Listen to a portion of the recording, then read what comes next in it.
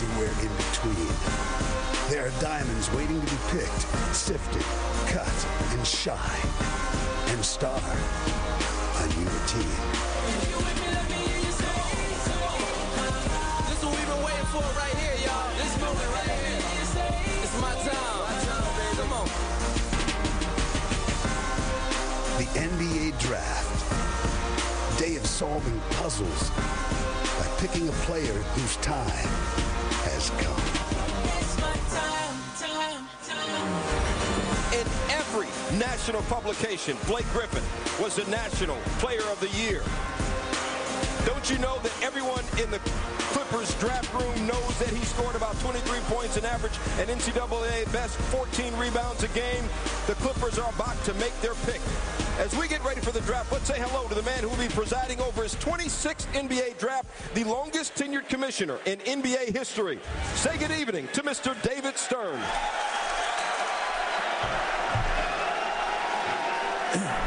Good evening to you. Welcome to the 2009 NBA Draft at Madison Square Garden in New York City, the home of the Knicks and the Liberty.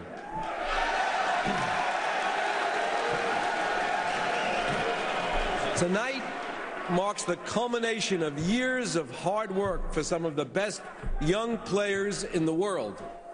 It is also a time of optimism for our fans and our teams as new pieces are added to the puzzle that is the construction of winning teams.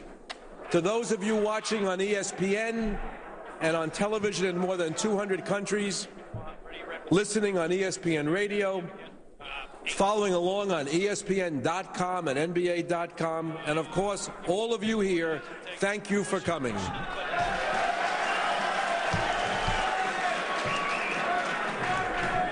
It's a very rowdy group tonight.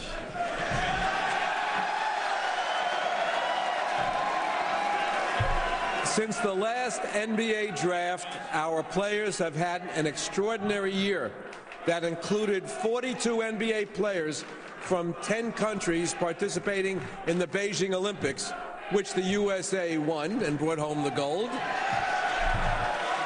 and an NBA season for the ages in which the Lakers won their 15th championship.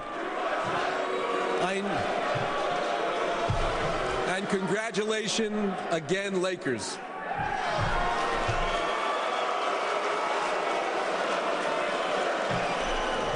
It's going to be a great night. I know the young men hoping to hear their names called tonight can't wait to join the NBA family as we begin counting down to next season. So let's get started. The first 2009 NBA draft will be made by the Los Angeles Clippers, who have 5 minutes to make their decision. 5 minutes between picks in the first round, 2 minutes in the second round. Blake Griffin, really the only guy the Clippers have ever even talked about.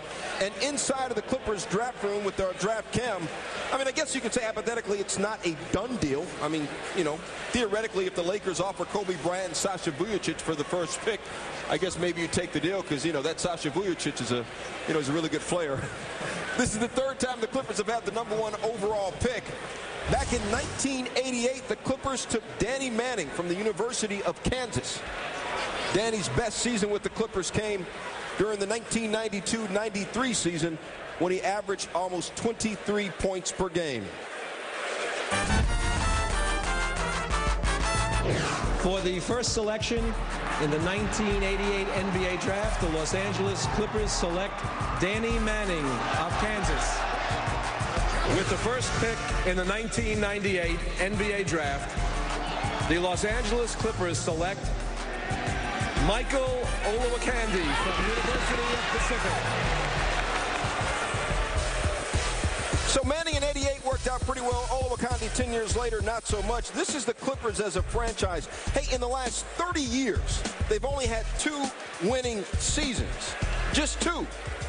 Which is probably why Executive Vice President Andy Roser on draft lottery night last month wearing that hideous but also glorious jacket, was very excited about getting the #1 pick. And then, come on, Andy, pull it to the other side, and we will see number 23, which, of course, was Blake Griffin. Guys, the lottery has only been around since 1985. The Clippers have had more lottery picks than anyone, 20, yet it hasn't worked out. So why will Blake Griffin this year, this time, be any different? I think the reason for me is because this is a guy that's a can't miss. You look at his talent level, you look at his body of work, his athleticism, his passion for the game of basketball. It's a great job by the Clippers, who already have loads and loads of talent. This is a special player going to a great situation. Well, with all the futility that the Lakers have had, Andy Rozier probably has a closet full of those jackets. But, you know, I think this may be different but they have to move one of their big guys to open up some minutes for Blake Griffin. He cannot be one of 4 bigs to share the minutes at the 4 and 5 spots. Yeah, I mean, Blake Griffin isn't the type of guy that's going to go into a franchise, do it all by himself. But he is as sure a thing as there is in this draft of being an all-star caliber player. I mean, he does have areas in which he needs to improve, but he's a big-time talent. Let's take a look at the Clippers depth chart. You know, Jeff, you talked about the big guys there.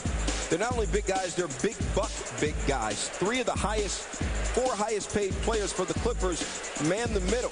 Chris Kaman, Marcus Camby, Zach Randolph. The common thinking is, if the Clippers do what we think they're going to do and take Blake Griffin, one of those guys has got to go. Which of those guys do you think it might be? Well, I think the easiest to trade would be Marcus Camby. I think he's got high value. He only has 1 year left on his contract. He can defend. He can play 4 and 5. So I think he has a lot more flexibility when it becomes to a trading partner. To me, Zach Randolph, though, is the most talented front court player they have because he can score and he can rebound. I totally agree. We talk about Zach Randolph. You talk about the ability to make life so much easier for everybody else on the floor because of his ability to score. But what will happen with Blake Griffin, his talent will create an opportunity for him to play no matter who's there on the front line. Here's the thing, you know, if the coach doesn't get it done, then the GM might have something to say. Interestingly, in L.A. for the Clippers, Mike Dunleavy is the only coach-GM combo in the NBA. The Clippers pick is now in. We will find out who goes #1. Here's the commissioner, David Stern. With the first pick in the 2009 NBA draft, the Los Angeles Clippers select Blake Griffin from the University of Oklahoma.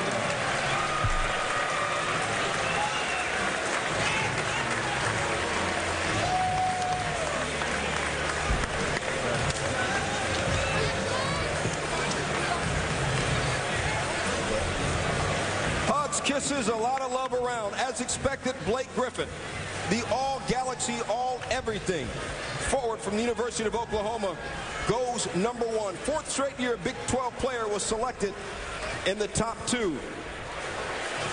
There he is saying hello to his new boss. Let's take a look at Clippers draft headquarters room. Here was the reaction. If it looks subdued, it's because, I mean, come on, it was no shock. They've been talking about this since they won the draft lottery. Blake Griffin, 6'10", 248 pounds, 22 points a game, almost 23, and 14 rebounds. He goes up #1 on the board. We've been talking about this guy, Jay Billups. What exactly does Blake Griffin give you right now? He gives you an incredibly powerful athlete. Stu, they just don't make him like Blake Griffin very often. He has got speed and balance. He can play through contact. He can finish with either hand in traffic after absorbing a bump. He's the strongest and most athletic player in the NBA draft this year, and it's really not even close. This young man will not stop playing. He's not the perfect player. I think he needs to improve his face-up jump shot. He needs to start making free throws at a higher rate, but he's got an incredible level of toughness. He just goes after it. He never changes demeanor. He just keeps playing and playing and playing, and he doesn't need the ball to play. Los Angeles is not going to have to call his number in order for him to play hard. He's going to get offensive rebounds. He's going to run the floor. He's going to get stickbacks. He can finish in traffic. I mean, this is just a big-time player, and he's also a great kid. I mean, his finishing ability, I think, really sets him apart from every other player in this draft. The guy was just a double-double machine in college. I mean, every game, it's, you know, he's going to get you double-digit points. He's going to get you double-digit rebounds. Most double-doubles in a season. I mean, think about this. David Robinson had 31 for the Naval Academy back in 1986. Blake Griffin had 30 this past year at Oklahoma. Let's take a look. Remix, Blake Griffin, as it is announced. A very happy man. First Oklahoma player drafted since Edward Naha around 2000. Mark Jones now with Blake Griffin. Yeah, Stu is getting a lot of love from some Clipper fans that have made the trip. Blake, for the last 6 weeks, you've known that you were going to be picked by the Clippers. The moment that you heard your name called, what was the first thing that ran through your mind?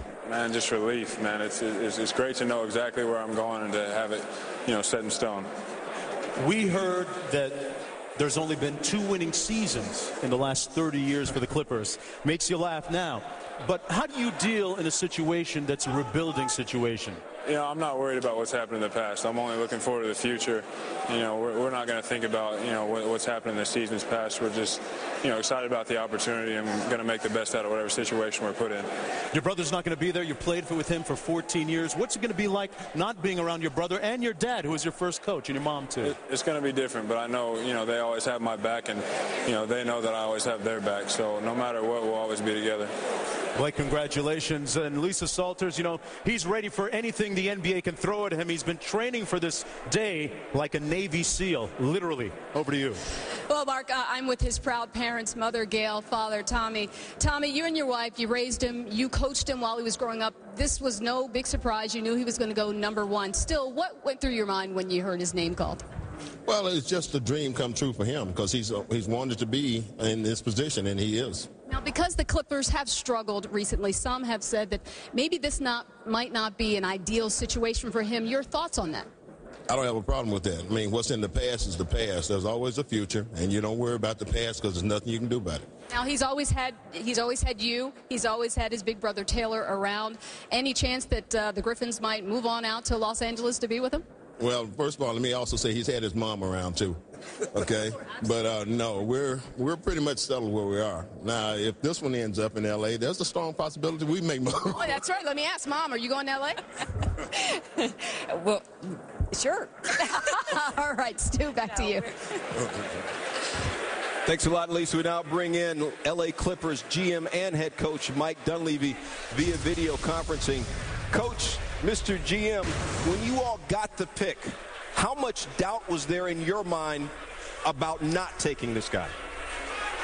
There was zero doubt. I mean, it was no question, consensus that, you know, that Blake was the #1 pick in this draft.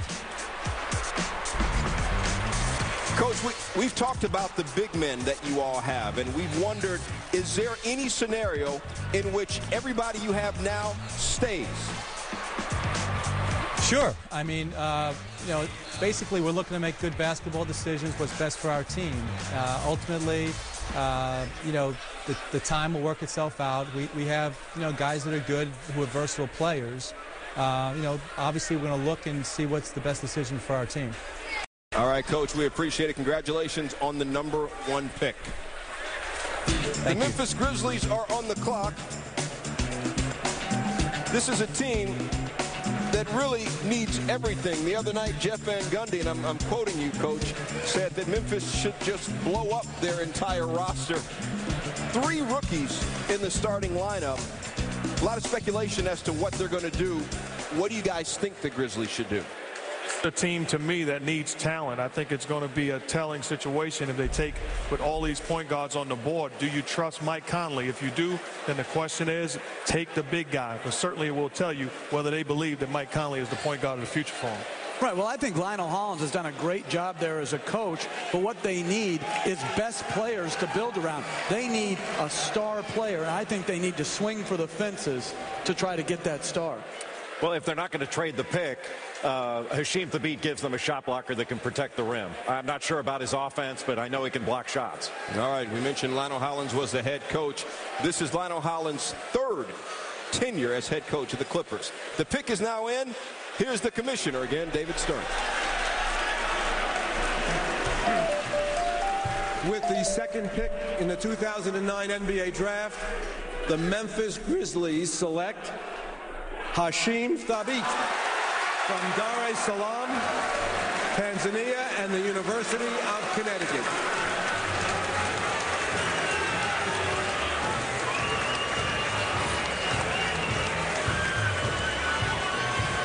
In case you were wondering, did the commissioner really just say Tanzania?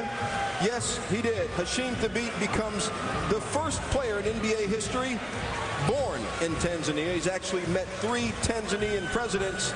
7'3", 267-pound junior out of Connecticut is now a member of the Memphis Grizzlies. Let's take a look inside the draft room of the Memphis Grizzlies. A lot of speculation that they might go small with Ricky Rubio, but they go large, very large, with the tallest player in the draft out of Connecticut, Hasheem Thabeet. 13 points, 10 rebounds, and 4.2 blocks per game last year. His 4.2 blocks, that was second in the NCAA. So Thabeet's name goes up on the big board. The Memphis Grizzlies, a franchise that has only had 4 winning seasons in 14 years of existence. There you have him, Jay Billis. What is this guy about? Well, he's about defensive potential. You know, he can protect the rim for you. This last year, he had 62 more blocks than he had fouls. He blocks and changes shots, and he does so without fouling. He's got good timing.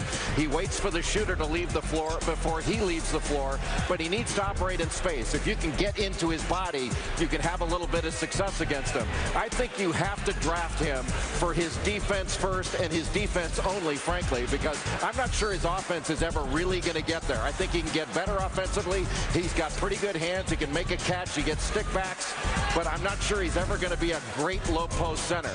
But he has to get stronger. He has to get stronger in his lower base. He has to get stronger in his upper body. That's an absolute necessity. DeJuan Blair absolutely beasted him in the first game those two guys played this year. And I think he's got to really refine his offensive skills in the post. He's got to be able to make a post move legitimately with a counter. He's got to be able to hit a jump hook in the lane. One thing I really like about him, though, he makes his free throws. He can also make a face-up jumper. You don't want to take a lot of those, but he can do it.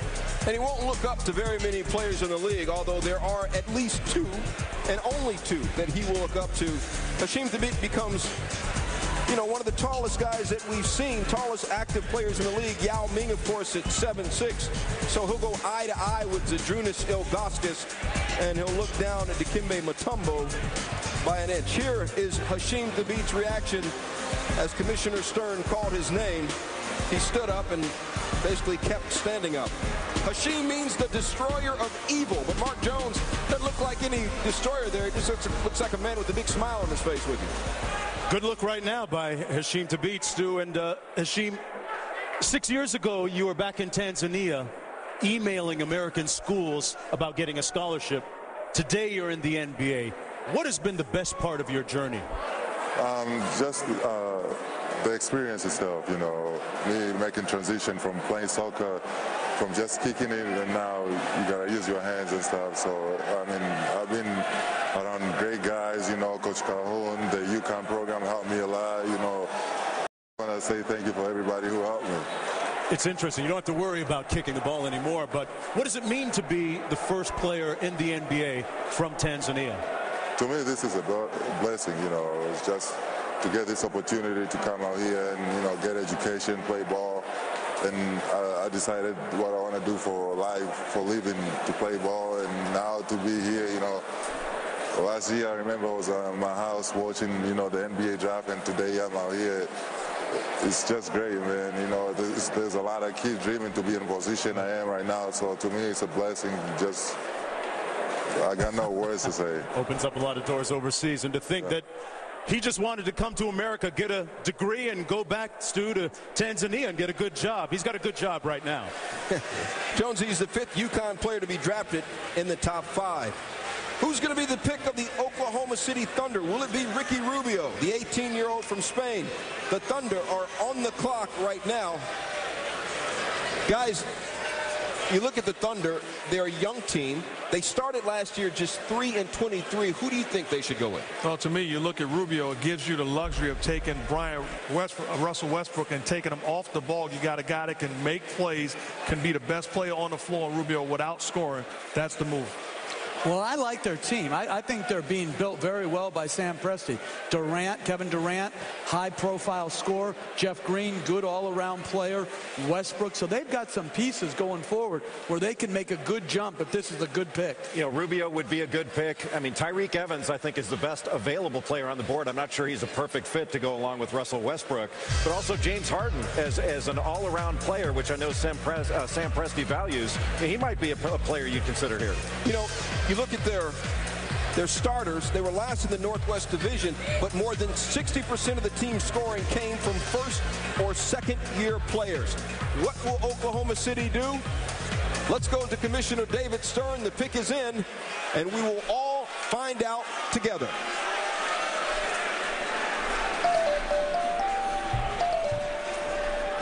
With the third pick in the 2009 NBA draft, the Oklahoma City Thunder select James Harden of Arizona State University.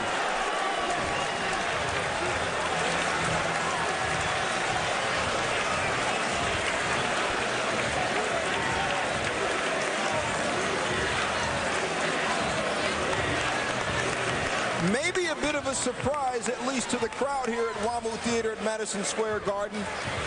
But the Thunder, they liked James Harden all along. They considered him the most polished player in the draft. The sophomore guard from Arizona State, he was a first-team AP All-American. And this guy who's battled asthma since he was a child.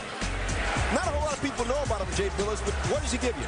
Well, he's a lefty, Stu, and he's an all-around solid player. He's very physical.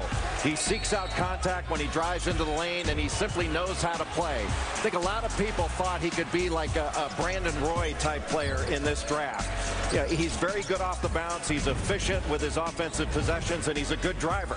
And he can get to the free throw line. He doesn't force things. You know, he's a decent shooter, but a little bit limited. I think he can improve his mid-range game and his pull-up game, and he can also improve his handle. He didn't finish up the season particularly well, but I think he's got an awful lot of potential. You know, he puts his head down, and he goes to work every day in practice. He has been well coached by Herb Sendek. I think that James Harden is going to be a very good player. It's not a shock to see him go to Oklahoma City. We talked about, you know, Sam Presti valuing all-around good players, and this guy is an all-around solid player.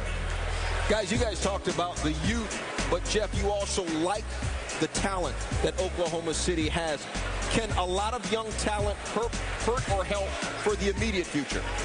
Well, I think what they can do is they play together, and then it gives Sam Presti the ability to evaluate what they need to do in future years. You know, you can trade some of those guys to plug in some holes. So I don't think it's wrong when you're building to try to play all young players as long as they have high basketball IQ and high basketball character. And the reason why I like it is because they have guys that love to play the game of basketball. You watch them in the offseason. They play together. They work hard. Quality guys.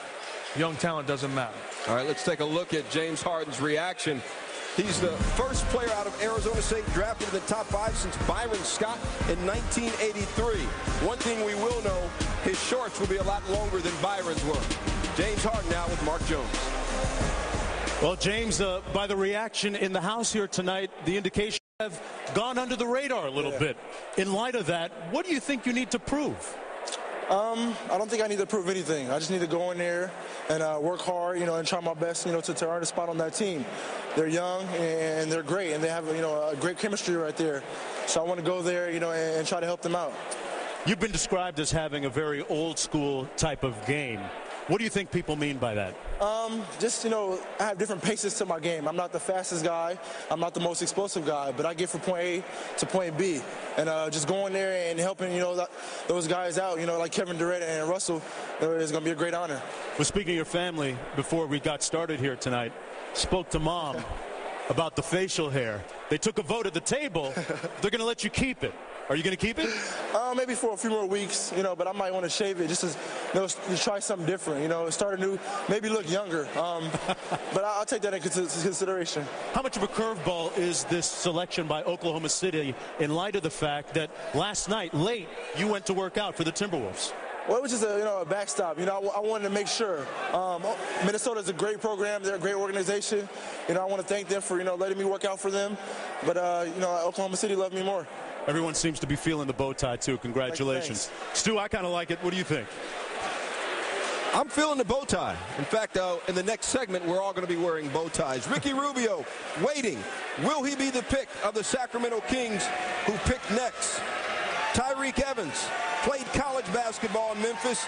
Won't be playing pro ball there. He, too, waiting for his name to be called. The pick for the Sacramento Kings is in. Guys, when you think about the Kings and you think about what direction they want to go in, of the guys left, who is the best fit? Well, they need a point guard that they can trust with the basketball and make plays, make life so much easier being an extension of the coach on the floor. That guy is probably Tyreke Evans, solid, quality, experienced young player. If it were me, I'd take Tyreke Evans. I mean, I think he's the third best prospect in this draft behind Blake Griffin and Hasheem Thabeet.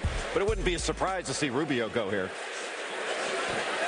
They lost a franchise record 65 games last year, so they need help, and they need it in a hurry. The pick is in. Fourth pick for the Sacramento Kings. Here's Commissioner David Stern.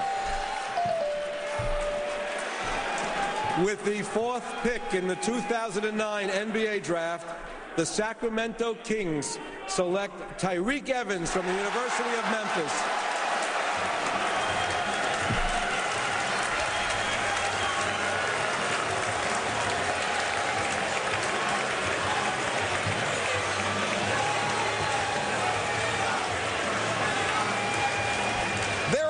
Point guards in this draft, and there is a lot of reason to believe that Tyreke Evans, if not now, will be the best of all these point guards in 3 years. 6'5", 221 pounds, out of Memphis, scored 17 points, had 5 rebounds and almost 4 assists per game last year. He also added 2 steals every game. He's big, Jay. You like him. Yeah, I think he's a terrific prospect. He's got size. He's got amazing length. He's got a wingspan of 6'11", and he's really strong. But he can get into the lane. That's the thing I like about him best, especially in today's game with his strength. I mean, you can't put your hands on him, and he's going to get all the way to the lane and finish and get to the rim. Yeah, he's better going to his right, and he really can get out and transition and finish. He's good defensively. He's got very good body control, and he's a very good guard rebounder. I think later on in the season, he developed into a big-time scorer. He's a little bit ball dominant. He needs to have the ball in his hands, and he is not a great shooter, although I think he will improve as a shooter as he gets in the NBA, and he's really focused in working on it. But once John Calipari, when he was at Memphis, moved him to the point guard position, one, Memphis became a better team, but also Tyreke Evans became a completely different player. He was an attack guard from the word go, from the opening tap, as soon as he became the point guard. Tyreke Evans makes it 2 straight years that a Memphis freshman has been selected in the lottery. Derrick Rose went #1 overall last year. Tyreke now standing by with Mark Jones. All right, Stu. Tyreke, we spoke yesterday, and you said that Penny Hardaway, the former Memphis Tiger and NBA All-Star, had a big effect on turning your season around. How was that? It was big. Working out with Penny Hardaway down there, he helped me out with a lot of things on and off the court. Coach Kyle did a great job with me down there. Your team went 27-1 after you moved to the point guard spot. What do you think the move to point did for your career in the big picture? Crazy. We played a game against Syracuse. The next game, coach told me I was the point guard, and I didn't know what to do. And I got the ball. He gave me the ball at practice. I got the ball, and it just started from there in practice. You seemed almost preordained to end up here on the big stage in the NBA. From the time you were 8 years old, people were talking about you as a prodigy. What was the key moment in your development being able to get to this stage? Just working hard every day in the gym. I thank God for my brothers. They were there for me a lot, helped me with a lot of things. So if it wasn't for them, I wouldn't be here right now. What do you think about Sacramento? And you were apparently a real beast on the workout circuit. I think I did good in the workouts. I showed my strength and my length ability to get to the basket, and I think that's what the Sacramento Kings liked about me. All right, congratulations, Stu. Tyreke Evans ready to wreak havoc now in the NBA. Back to you. Thanks a lot, Jones. His nickname is Hugo because he was born during Hurricane Hugo. All right, next up on the clock, the Minnesota Timberwolves. If you're thinking, wait a second, I thought the Wizards had the 5th pick. Well, they had the 5th pick, but they traded it to Minnesota. Timberwolves got Etan Thomas, Darius Sangala. Washington, in return, got Randy Foye and Mike Miller from Minnesota, 2 proven players. Here's the draft cam inside the draft room for the Minnesota Timberwolves. And by the way, the Timberwolves, they have 4 first-round picks. The Timberwolves' longtime assistant to Donnie Watch in Indiana is now the Timberwolves president of basketball operations, David Kahn. Who is he? Well, founder of Southwest Basketball for the NBDL. He's had a very diverse background. He actually worked in television for NBC Sports from 1990 to 1995, and he was a sports writer for the Portland Oregonian. So he's kind of, you know, been in business with us. Here's a guy who has 4 first-round picks, and he's got to rebuild. He gave up 2 proven players, Jeff Van Gundy. Why give up 2 proven players for 2 unknowns? Because he's got the 5th and the 6th pick. Well, I think they've targeted Ricky Rubio all along, and now they're in position, if they want to take him. So they wanted to rebuild their backcourt, do it in an inexpensive way, and they gave up 2 very good players in Mike Miller and Randy Foye. And Miller probably wasn't going to re-sign there next year when he became a free agent. So it's good for Washington, and it could turn out to be good for Minnesota as well. You know, there may be 2 unknowns to us, but obviously David Kahn and the Minnesota Timberwolves fell in love with somebody in this draft, and to have back-to-back picks, they feel like they can secure their future. It's only the 3rd time in the common draft era that a team has had back-to-back picks in the first round. Here we go. Minnesota's first-round picks, they have 5 and 6. They also have 18 and 28, so they have a chance to rebuild with a lot of young talent. But this is a team that lost 58 games last year. How do you rebuild with young talent immediately? Well, you have to have impact players, and certainly, obviously, they feel like they have that in this draft, but you do it by drafting quality guys that can play right away and have an impact on the games. And they're going to be young. I mean, if you take Ricky Rubio, he's 18 years old, and it's going to take him a while to figure it out. That is going to be a very young team. Well, if they go with Rubio, he'll be the first player ever drafted born in the 1990s. Where will they go? The pick is in, at least for the 5th pick. Here's the commissioner, David Stern.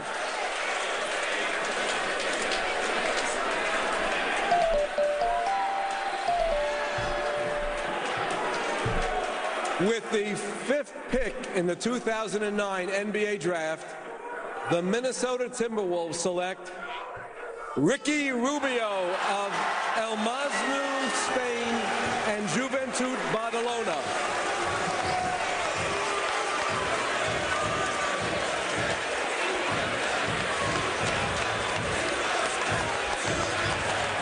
Maybe the most talked about player in this year's draft. Remember, last summer as a 17-year-old, he went up against the likes of Kobe Bryant, Dwayne Wade, and company when Spain almost beat USA to win the gold medal. As it was, he was the youngest player to ever play in an Olympic basketball final at 17 years old. He began playing pro ball at 14 years old. His brother Mark plays professionally in Spain. Here's the Minnesota Timberwolves draft room with the draft cam. Their reaction with the 5th pick. And remember, they also have the 6th pick, back-to-back picks in the first round. Fran Fischella, you've been watching this guy play basketball as long as he's been playing basketball. What does he give you right now as an 18-year-old point guard in the NBA? Well, he's the best passer in this draft and the best passer maybe in the last decade of drafts. Perfect guy for a team that's rebuilding. You've got a great passer in Rubio, a great passer in Kevin Love, and you got a young, continuing to develop Al Jefferson. If you're going to rebuild your entire franchise, this is a guy you want. They do not have a coach yet, guys, so it's really important for a kid with this kind of creativity and magical passing ability that they find somebody that's going to allow Ricky Rubio to grow into his role. He's got a Gretzky-like feel for the game of basketball. He sees the game 2 and 3 plays ahead, but he's only 18. The next coach of the Timberwolves needs to give him the ball and get out of his way, because when he's 21 or 22, he's got a chance to be an NBA star. It amazes me that at 18, he's going to have the ball in his hands, trying to feed Al Jefferson, Kevin Love, and that group that they're going to put around him.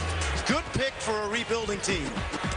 Fran, he's the 3rd player ever born in Spain to be drafted in the top 10, following Wally Zerbiak and, of course, Paul Gasol, who was drafted number 3 overall.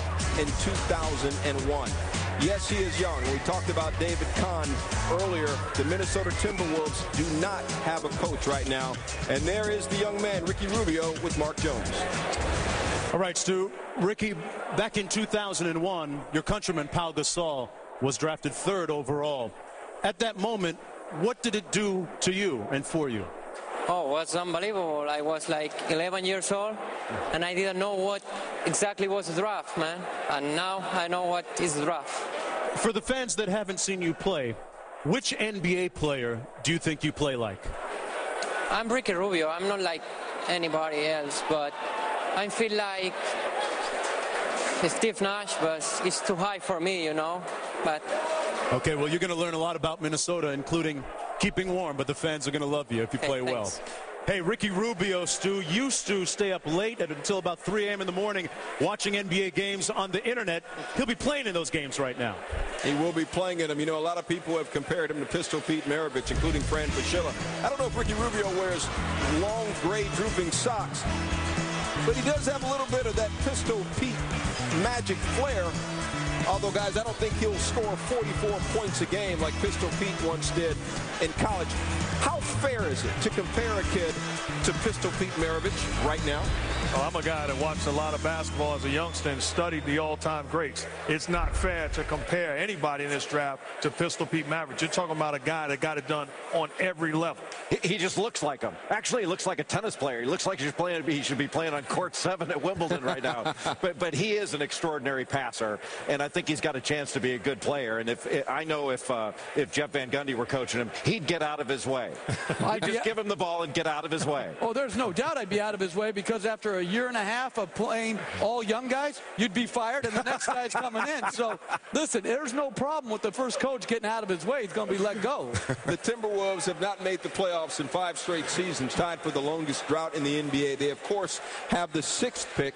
They're on the clock for that 6th pick. What direction do you think they need to go in now to be most effective this coming up season?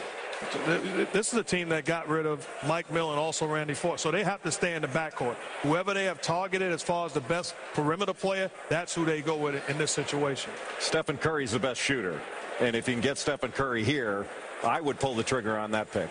And you've got a whole crowd of New Yorkers who do not want Minnesota to take Stephen Curry with the next pick. You talked about a learning curve for an 18-year-old, how a coach is going to have to, just settle with a whole lot of problems, issues, turnovers. Are you okay with this kind of player doing that? Again, I think it depends so much on the character of the kid. To me, you also have to take care of his backup, or the guy who's going to mentor him. You've got to have a guy who's the right backup for this guy, who's not competing with him, but trying to push him along in his development. All right, let's take a look at the Timberwolves draft, Cam. We wondered if they go with Rubio. A lot of potential guys they could go to right now. Interestingly, this is a team that had more road wins last year, 13, than home wins, 11. 3 first-round picks in the 2009 draft. Their second coming up right now. Here's the commissioner, David Stern. With the 6th pick in the 9 NBA draft, the Minnesota Timberwolves select Jonny Flynn from Syracuse University.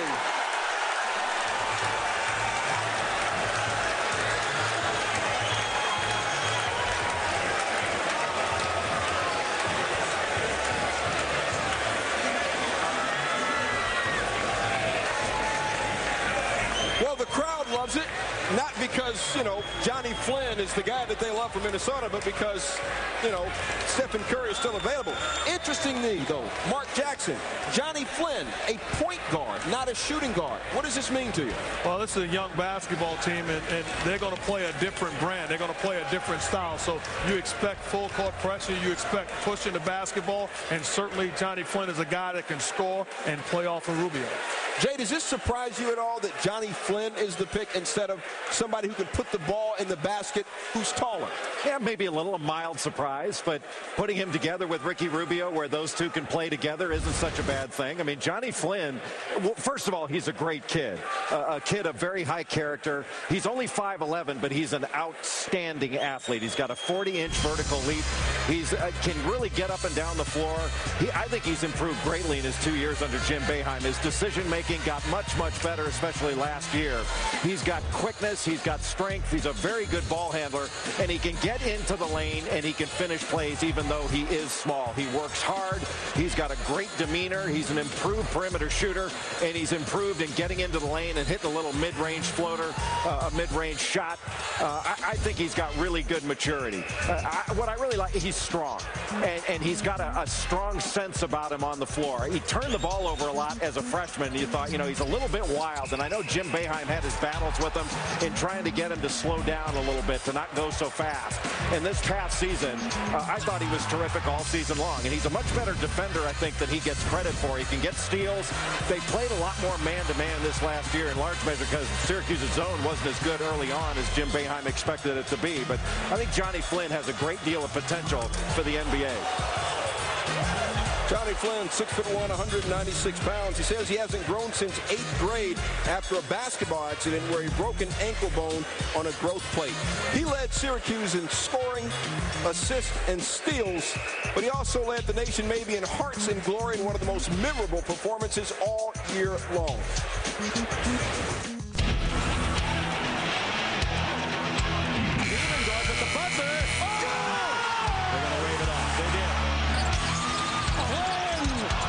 The energy. Talk about poise and toughness. Jonny Flynn. Oh my goodness, what a great basketball move. I walked up to AJ Price and was like, come on, AJ, just let us win this game. He exploded to the bucket. How does he have any gas left in the tank? This takes you from terrific player to legendary status. Jonny Flynn's father, William, is a preacher, and he attends church regularly. He's now attending a little get-together with Mark Jones. Stu, 67 minutes he played in that game. I'm tired, Johnny, just saying that many minutes. But what did that 6 overtime game do for your career?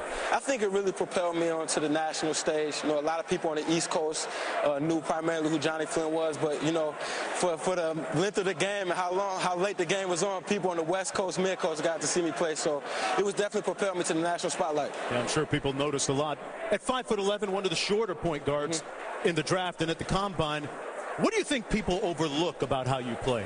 I think one big thing is how tough I am. You know, I'm a guy that's hard as nails. I'm not going to back down from anybody. And I think, you know, that's the main thing. Is the size of this thing beating inside your chest, and I definitely have a big one of them. Jim Boeheim, your head coach at Syracuse, in one seminal moment sat you down and talked about what it takes to be a good point guard. What did he tell you? You know, one thing he really emphasized to me is about being poised. He brought up guys like Tim Duncan, saying if you look at them throughout the course of a game, you wouldn't know if they were up 20 or down 20. So that was one thing he told me, it was to stay poised throughout the whole entire game. What kind of player are the Minnesota Timberwolves getting? Are they getting a player that's going to come in every day, bring high-level energy, work hard, and a guy that's going to go out there and has an overflowing passion for the game? That passion shows. Stewie's got one of the best smiles amongst this draft class. Jonny Flynn, the first Syracuse player selected in the top 15 since Carmelo Anthony back in 2003. We now bring in ESPN, the magazine senior writer, Rick Bucher. Rick, at 5 and 6, the Timberwolves take point guards, both of them. Right now they're saying that they can play together. Jonny Flynn, when they didn't think that Ricky Rubio was going to be there, I'm told was at the top of their list. So they got actually the 2 players that they wanted. All right, Rick, we appreciate it. Let's now take a look at a trade that has gone down between the Hawks and the Warriors. Atlanta gets Jamal Crawford, a guard, in exchange for A.C. Law and Speedy Claxton. Golden State not only gets those 2 picks, but Golden State also is on the clock with the number 7 pick, the youngest team in the NBA, picking 7th. Commissioner David Stern has the card for a team that used 47 different starting lineups. Here's the commissioner. With the 7th pick in the 2009 NBA Draft, the Golden State Warriors select Stephen Curry from Davidson College.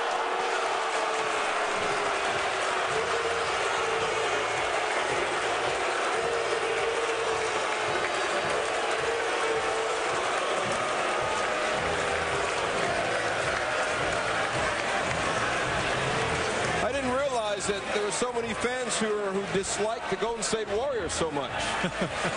Actually, the reaction says it all. Nothing against Golden State, but these Knicks fans wanted Stephen Curry, the 6'3" junior guard out of Davidson, who quite simply is the best shooter in the draft. Jay Billis, he led the nation in scoring at 28 points per game. What makes him special?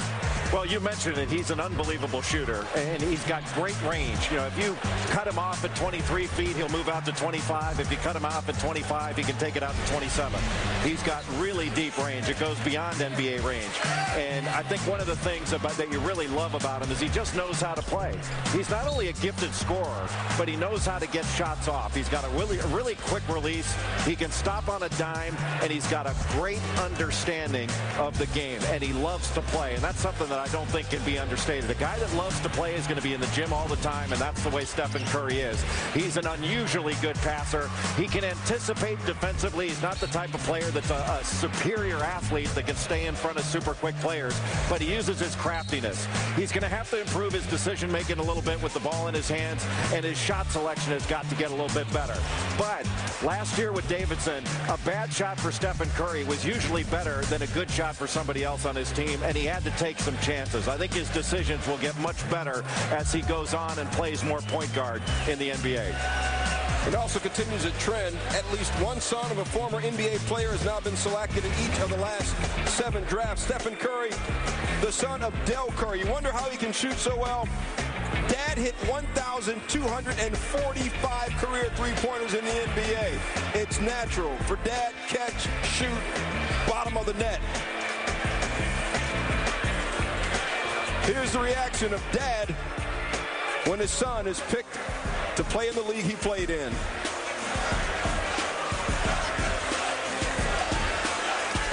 Del Curry now with Lisa Salters. Thanks, Stuart. Del, this is your 45th birthday today. How's this rank among all-time birthday presents? This is the best. For me to play on this level and then have your son follow in the footsteps and be a part of the NBA, it's a father's dream come true. Now, you played in the league, obviously. What kind of advice have you given him about what to expect, challenges and otherwise, in the NBA? Well, not a lot. The league's different than when I played. I think he'll face a lot of challenges, and then I'll be able to guide him through those challenges and adversities. So that's how I help him the most. Thank you very much. Congratulations and happy birthday. Mark Jones, over to you. Yeah, big day for the Curry family. And, Steph, you recently told me you had a chance to speak with NBA point guard and all-star Chris Paul about the transition from a college point guard to an NBA point guard. What did he say to you? You know, just be consistent, because every night you're going to be playing against the best in the world that know that position very well. So you can't have any off nights. You can be friends off the court, but once you get on the court, it's all about, business and taking care of that. So that's some good advice. We just heard Lisa speak with your father. What part of the advice that he's given you along your journey to the NBA do you appreciate the most? I mean, this is the best job in the world. I think growing up, he taught me how to do things the right way, and I can carry what I've learned growing up in my home and just watch his NBA career, and he really applied it to my life. So I'm very excited about this opportunity. We're talking about the fact now that it's about 20 after 8. Have you gotten him a birthday present yet? It's not midnight yet. It's I've still been a little busy. I'm still working on that. He understands that, so, we got a little connection where anything I get him will be fine. All right, well, I think he's proud of you anyway. Yes, sir. All right, congratulations. Stu, back to you. Thanks a lot, guys. Stephen Curry writes scripture on his shoes before every game, and these fans here are hoping that his next game would have been as a New York Knicks. The Knicks are on the clock. The first Eastern Conference team that will pick. They are picking 8. It's not just the fans here at the Romney Theater, but Knicks fans are all over here in Madison Square Garden. They got about 400 in another part of the building having a Knicks party. Guys, without Stephen Curry, what do the Knicks need to do right now? Well, they're going to have options. You're talking about needing point guard help. There's going to be some point guards on the board, obviously, and they can go big. Jordan Hill is a guy that can help their front line. Well, I think they need to just continue to build their talent base. They have big decisions with Nate Robinson and David Lee coming up. So no matter where they go, when you've struggled like they've struggled, all you need to do is try to keep accumulating good players. The Knicks had 9 more wins this past season than they did the year before last.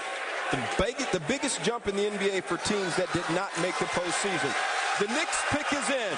Commissioner David Stern with the next New York Knicks. With the 8th pick in the 2009 NBA draft, the New York Knicks select Jordan Hill from the University of Arizona.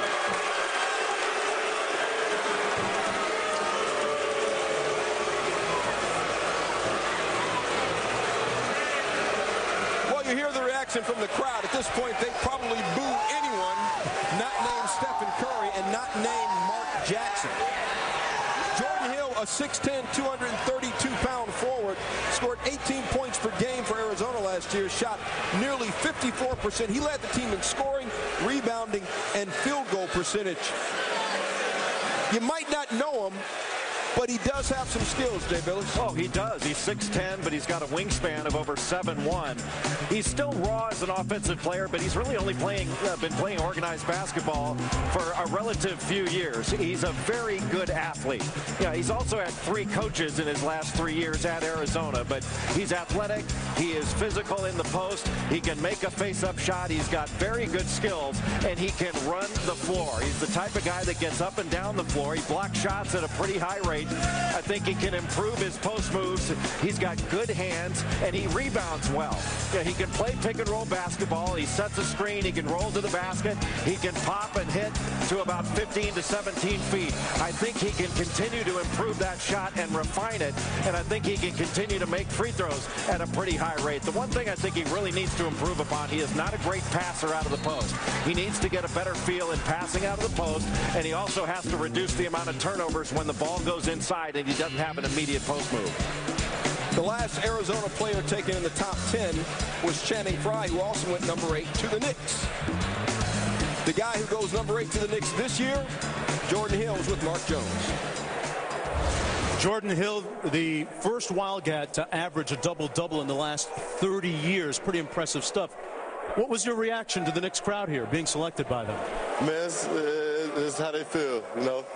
I'm just going out there and do what I got to do and play basketball. You only played 3 years of high school basketball and had a real meteoric rise at Arizona while playing for 3 different coaches. How did that happen? Just don't know. Hey, things happen. You know what I'm saying? I don't have no control over that. You know what I'm saying? I'm just controlling what I got to do on and off the court. So that's basically, I'm just doing what I got to do. It's been said that New York is one of the toughest cities to play professional sports in. How do you plan on dealing with that? I mean, yeah, it's definitely one of the toughest places. But, you know, I just got to go out here and prove that I'm worthy of being on the court, and playing basketball for them. I know you're dedicating this night to your late mother. I'm sure that she's looking down on you. Congratulations. Thank you. Stu, back to you. Thanks a lot, Mark. The last time the Knicks drafted a player who made an all-star team was 22 years ago when they drafted somebody named Mark Jackson. I think it turned out to be a pretty good player. Covering the Knicks right now, Rachel Nichols is with Knicks GM Donnie Walsh. Rachel? Well, Donnie, we heard the reaction down at MSG. Those are people who really wanted Stephen Curry, but tell them why they're going to like Jordan Hill. Well, I think we were a player of his caliber. I mean, this is a big man that can run the floor. He's athletic. He can score. He can block shots. He'll end up rebounding. I think he's, I wasn't sure what we were going to get down there because it looked like the guards were all going. And we weren't able to move up. So, when I saw that it was going to be Curry or Jordan Hill, I thought, well, we can't lose now. And Jordan Hill will be a very good player for the next section. You and Coach Mike D'Antoni took Jordan to lunch. What did you learn about him as a person in that meeting? Well, he's a very nice guy. I think he's really committed to his career. And that's the kind of player we want. When somebody come in here, all these players have to learn how to play in the NBA, and they have to have the motivation to do that. And I think he's got that. I know you can't officially talk about the 29 pick, but with the picks you have remaining in this draft, just in general, what do you guys want to do? Well, we're going to take a look and see what we're going to do. We're not sure right now. Okay. Well, little mystique there, a little mystery there. Thank you very much, Donnie. Thank you. All right, back to you, Stu. Thanks a lot, Rachel.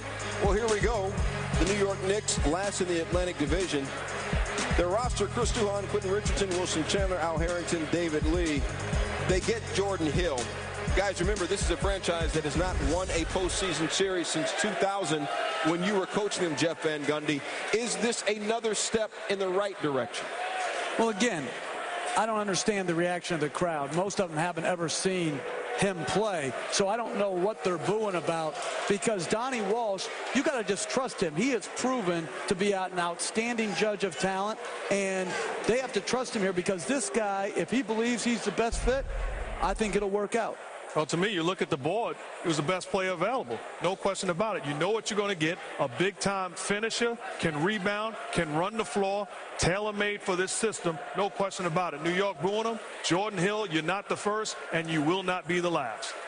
All right, the New York Knicks taking Jordan Hill. We go north of the border with the next pick, the Toronto Raptors picking number 9. Here's the commissioner again, David Stern.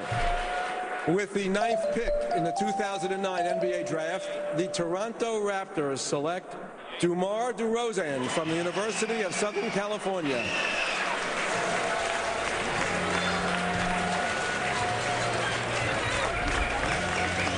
DeMar DeRozan played 1 year at USC, 6'7", 211 pounds.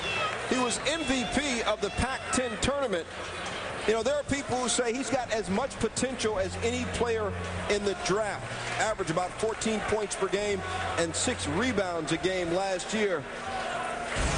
Jay Billis, you've watched him play. Is he going to be as good as some people think? He certainly has the chance to be, and I agree with exactly what you said, that he has as much potential as any player outside of Blake Griffin in the top 10 in this draft. He's a good finisher. He's an outstanding athlete that can play in the open floor, and he knows how to score. He can get to the basket. He's not a very good shooter yet, but I think he can become a good shooter in time. He is just a young kid, has only played 1 year of college basketball. He is good defensively, and I think in the second half of the year, DeMar DeRozan got better and better. Toward the end of the season, last half, he shot just about 60% from the field. His feel for the game started to improve. You know, he needs to improve his shooting consistency. There's no question about that. And he needs to learn how to get his own shot and learn the game. And he's also got to upgrade his handle, just polish up his offensive game. But in 2 or 3 years, and you're going to have to wait on him a little while. But remember, Brian Colangelo years ago at the number 9 spot was the guy who spotted Amare Stoudemire and picked him number 9. I think it was in the 2000 draft. So number 9 has been good to Brian Colangelo. Another reason number 9 has been good. The 9th USC player ever drafted in the first round is with Mark Jones. All right, thanks a lot, Stu. DeMar, after just 1 year at USC, what about your game says you're ready for the next level? You know, my physicality. You know, I felt like I was mentally ready as well. And, you know, when it came down to the end of the season, I really felt like I was ready to make that step. Your mother, Diane, has lupus. Yeah. Your father also has had some health issues. How does tonight change their situation? You know, giving them the best health care I could possibly give them. You know, take care of them so I can go out there and do what I got to do on the basketball floor. All right, well, you'll enjoy the great public transit system they have in Toronto. The streetcars, Stu, are very, very efficient. Back to you. All right, this guy, DeMar DeRozan, the first time he ever dunked a basketball was when he was in the 6th grade. Hey, we're going to take a short break, but I got to tell you, the Milwaukee Bucks are on the clock. Also on the clock, Shaquille O'Neal. He will join us in about an hour. Guard Central here at the NBA Draft in 2009. 6 of the last 7 picks have been. Will the trend continue? Come back and join us when we come back to the 2009 NBA Draft.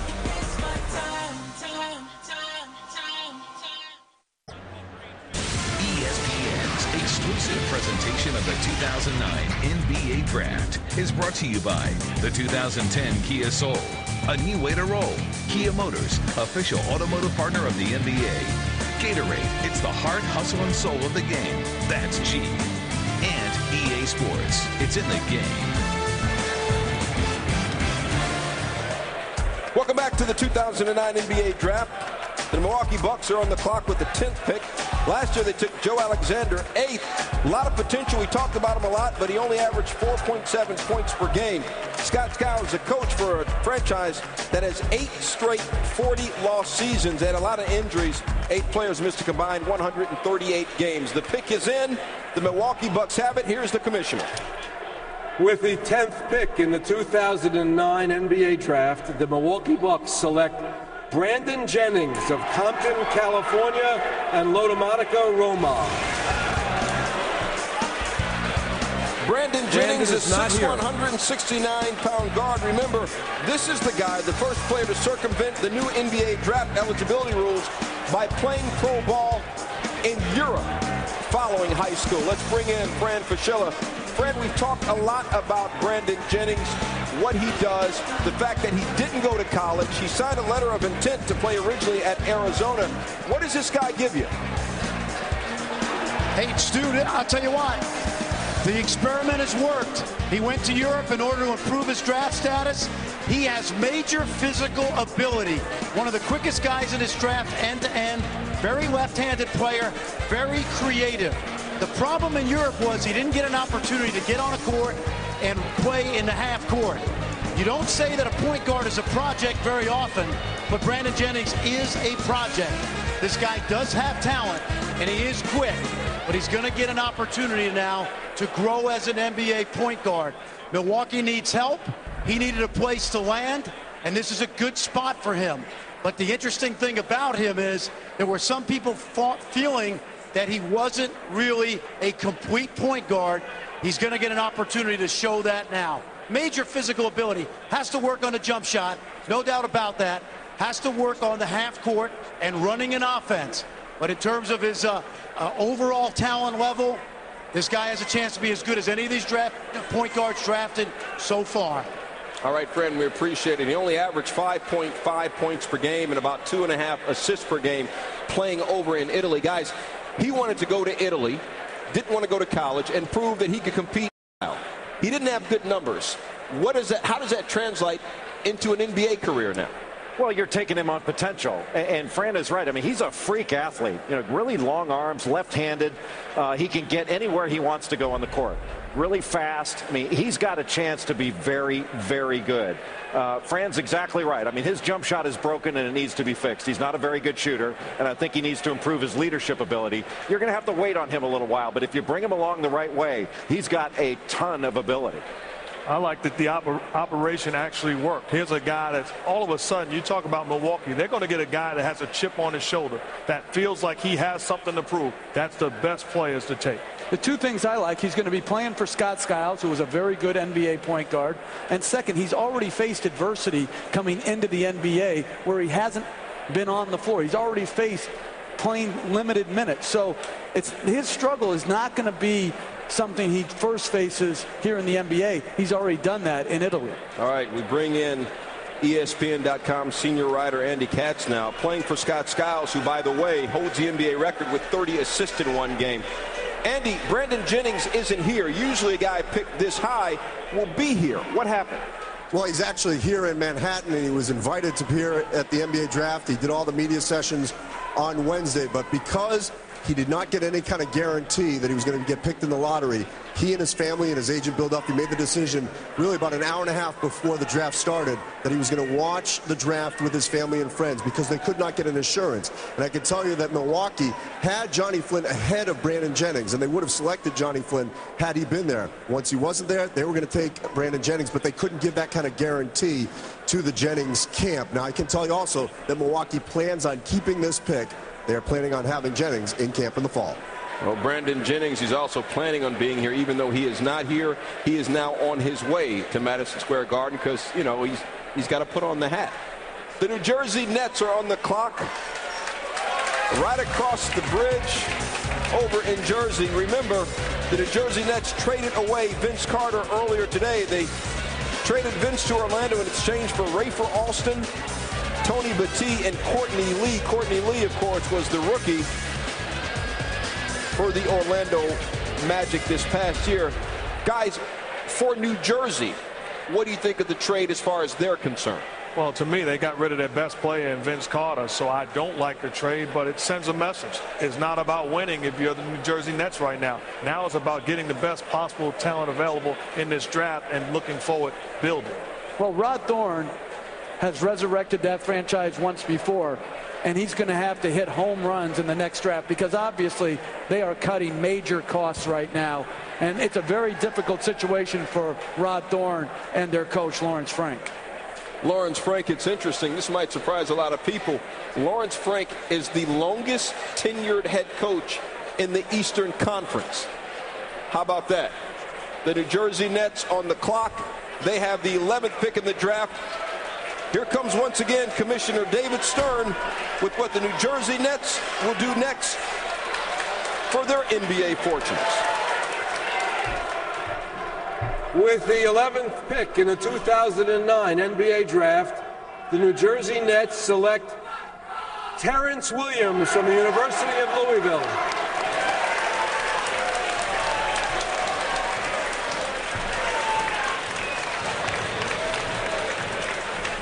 Coach Rick Pitino in the house. Of course, Terrence Williams, college coach at Louisville, 6'6", 213-pounder. Terrence Williams is the first senior selected in the 2009 NBA Draft. We have to go 11 picks before a senior is selected. 7 guards, by the way, selected in the top 10 picks. At Louisville, he scored 12 points a game, almost 9 rebounds a game. He's a third-team All-American. Now, Terrence says, Jay Billis, that he does not watch ESPN, so I guess he's never seen these highlights you're about to talk about. Well, I think he's seen the highlights, and he is a highlight film. I mean, he's strong. He is super athletic. NBA body, can get to the rim and finish, and he's really an outstanding passer and a big-time rebounder. He's got versatility, especially for his size. He can get to the rim. He can run in transition. I think the thing that really makes him stand out is he can defend 3 different positions. I think he's going to be an outstanding defender in the NBA. He can guard a point guard. He can go and guard a 3-man. He has, I think, a chance to be really, really good. Now, the one thing he does not do, he is not a great shooter. But when you get to it's amazing once some of these guys work on their shots, how their shots improve. He shoots a pretty good ball. He shot a decent percentage from three-point range last year. I think Terrence Williams has a very, very bright future in the NBA. Why is he sucking up to you right there? They all do, Jeff. You should too. As far as seniors selected this late in the draft, Terrence Williams tied for the 3rd latest a senior has been first selected in the NBA draft. Here's Rick Pitino's reaction watching his former pupil getting picked. How about that, Coach? Now let's go over to Terrence Williams, a.k.a. T-Will, and Mark Jones. All right, Stu, and yeah, proud coach Rick Pitino. Terrence, your former head coach, now former head coach, says that you're going to be an even better NBA player than college player. Why do you think he says that? My ability to learn the game, and I feel that I'm in a great market with New Jersey. You know, I feel that I learned great under Coach P, so I can learn great in New Jersey, you know, and go from there and practice every day. I know that nobody's enjoyed this procedure and this process more than you. Congratulations. I'm just wondering, Terrence, are you going to go shake Jay Billis's hand like you always do after games? Back to you guys. Shout out to Jay Billis, too. If I can, you know, Jay Billis is a great guy, you know, even though he went to Duke and played Louisville, but Jay Billis is a great guy. Shake it later, Stu. They all play the Duke card. They all play the Duke card. I'm wondering, how would you know that Jay Billis is a great guy, Terrence? Because you say you don't watch ESPN. You got to watch now because, you know, we're going to show your highlights. I'm just saying, the Charlotte Bobcats are on the clock. We will see what the Bobcats do. Michael Jordan, remember that name? He was picked 25 years ago in the draft. He's now one of the guys in charge of deciding who the Bobcats will pick. We'll find out next.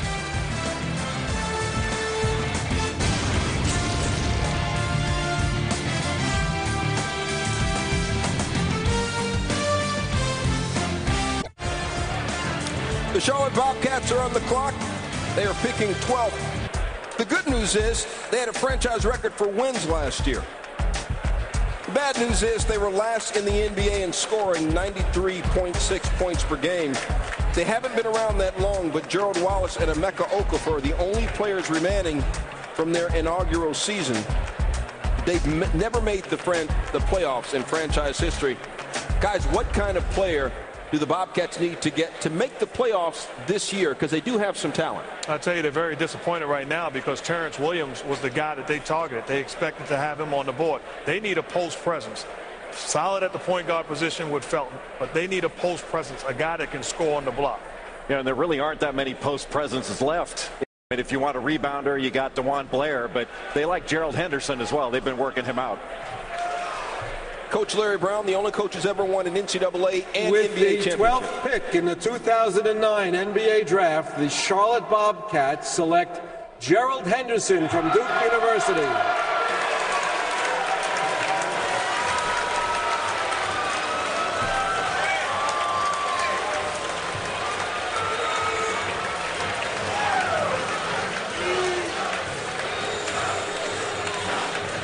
Gerald Henderson stays in state, going from Durham, North Carolina in college over to Charlotte, North Carolina to play for the Bobcats. The third-team AP All-American, averaged 16 points and 5 rebounds a game last season. Like Stephen Curry earlier, Gerald's father played in the NBA. Gerald Sr. played for 13 years and won 3 NBA championships. Jay Billis, this guy is athletic as anybody we've seen in this draft. He really is. He is super athletic. And what surprised me when he got measured in Chicago was how long he measured out. He measured out with a wingspan of 6'10", which helps that athleticism and helps him get up over defenders in the lane. He really improved this last year, I think, in his feel for the game, his understanding of the game. He's got a good middle game. He can get into the paint and hit a mid-range shot. He can go over people. I think he's a very good defender. He's a perimeter shot blocker, and he can stay in front of athletic players. He can guard a point guard as well. I think Gerald Henderson really took a lot of big steps, especially late in the ACC season. I mean, big-time finisher. He's a little bit small for a shooting guard, and he doesn't have the greatest of basketball IQs, but he's improved every single year that he's been in school. The 18th Duke player selected in the first round the last 20 years, but his father, Gerald Henderson Sr., one of the most memorable moments in NBA history. And now to Magic. Back over to Worthy, and it's picked off. Goes to Henderson, he lays it off and in. It's all tied up. A great play by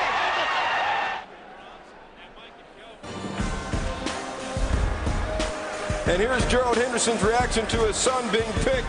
How about that for Big Eyes? Gerald Henderson Sr. standing by with Lisa Salters. Thanks, Stuart. Gerald, I mean, you played in the NBA for 13 seasons, so you know what it's like. Still, what are you thinking when you watch your son get drafted? Well, I wish I could get out there and help him, but, you know, you just can't get out there and help him. And, you know, you have to let them go. You have to let them play and learn and do the things that they can do. And, you know, they'll pick it up as they go along. When did you know that your son had NBA talent?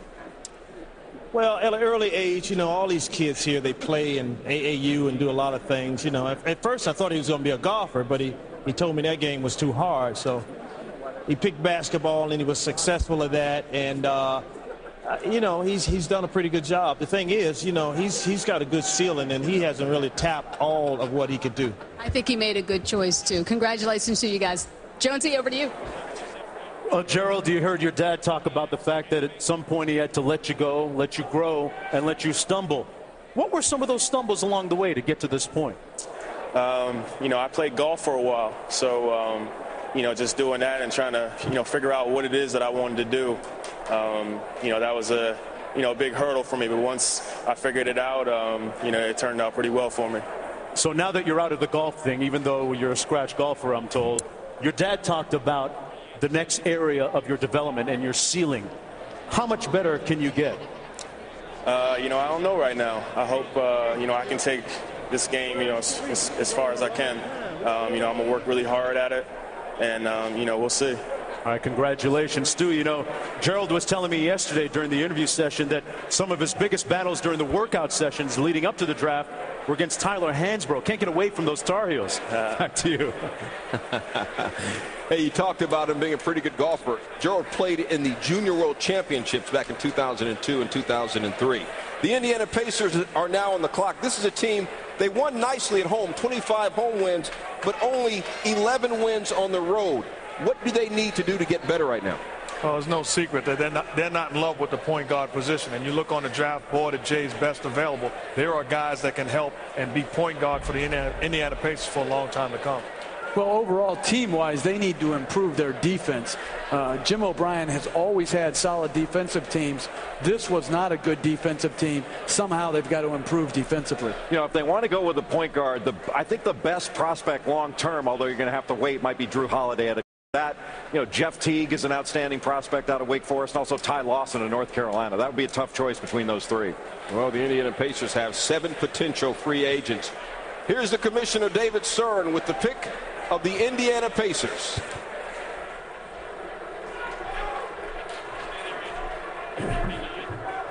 With the 13th pick in the 2009 NBA Draft, the Indiana Pacers select Tyler Hansbrough from the University of North Carolina.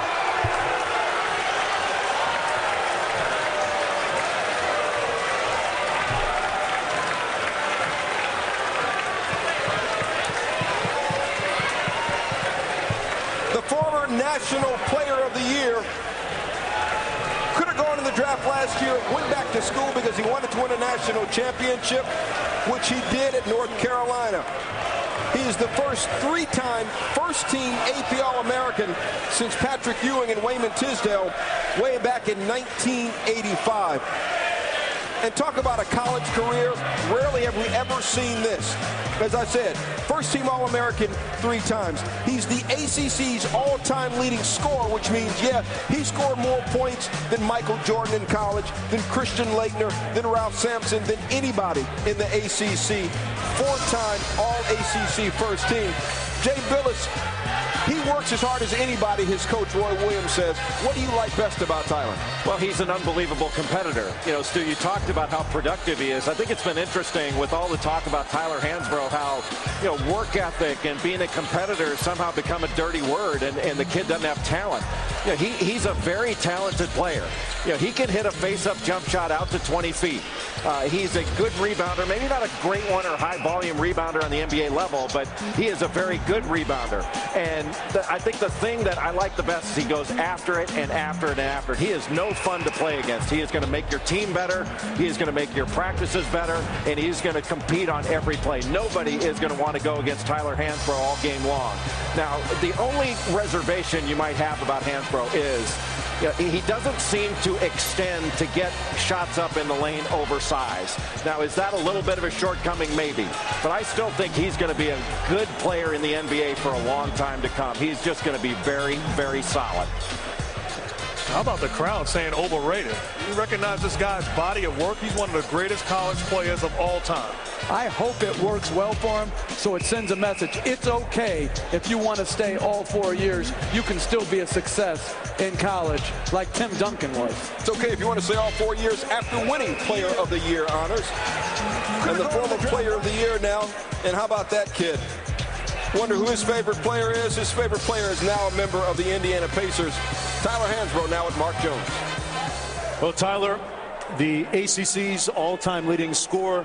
What kind of impression does it make on you when you're selected by an NBA legend like Larry Bird? You know, it's great, you know, to go to a program where, you know, he's kind of put together a team that's on the rise, and I'm glad to be able to go out there and help them out. What do you say to the critics who say that your game doesn't translate from college to the NBA? Well, you know, I'm going to have to prove them wrong. I'm going to go to Indianapolis and, you know, work on my game and try to go out there and help them win ball games. Jim O'Brien, the head coach of the Pacers, likes to play an up-and-down, up-tempo type game. How do you figure to thrive in that kind of system? Well, that's what we did under Coach Williams at North Carolina. I played with him for 4 years, and I've learned a lot, so I think I'll be able to carry some of that over. What kind of player are the Pacers getting? I think they're getting a hard worker that knows how to win. Tyler, thanks a lot for joining us. Thank you. All right, congratulations, Stu. Jonesy, 30 years ago, the Pacers also took a North Carolina guy in the first round, Dudley Bradley, a defensive whiz. The Phoenix Suns are on the clock with the 14th pick. We're bringing in ESPN The Magazine senior writer Rick Bucher. Rick, Phoenix already traded away Shaquille O'Neal. Is Amari Stoudemire next? He could be. He will not be tonight, but there has been ongoing conversation between the Phoenix Suns and the Golden State Warriors, sending Amari Stoudemire to Golden State for Andres Biedrins, Marco Bellinelli, and Brandon Wright. That's the framework of the deal, but I'm told that this cannot be done and completed until the free agent period opens July 8th. All right, the Phoenix Suns, again, we talked about it. They traded away Shaquille O'Neal to the Cleveland Cavaliers.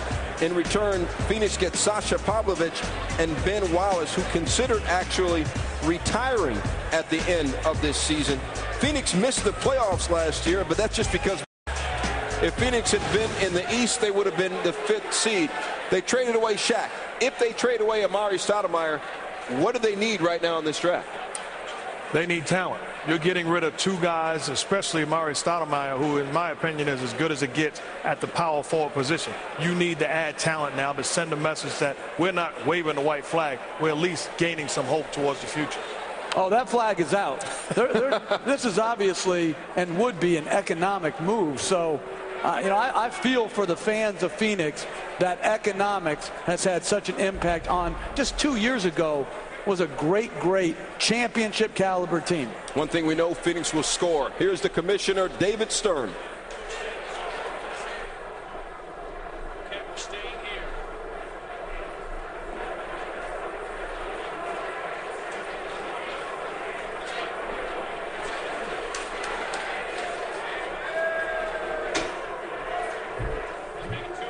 With the 14th pick in the 2009 NBA draft, the Phoenix Suns select Earl Clark from the University of Louisville. Earl is not here. But the 10th pick in the 2009 NBA draft by the Milwaukee Bucks, Brandon Jennings, is here, so why don't you welcome him? Brandon.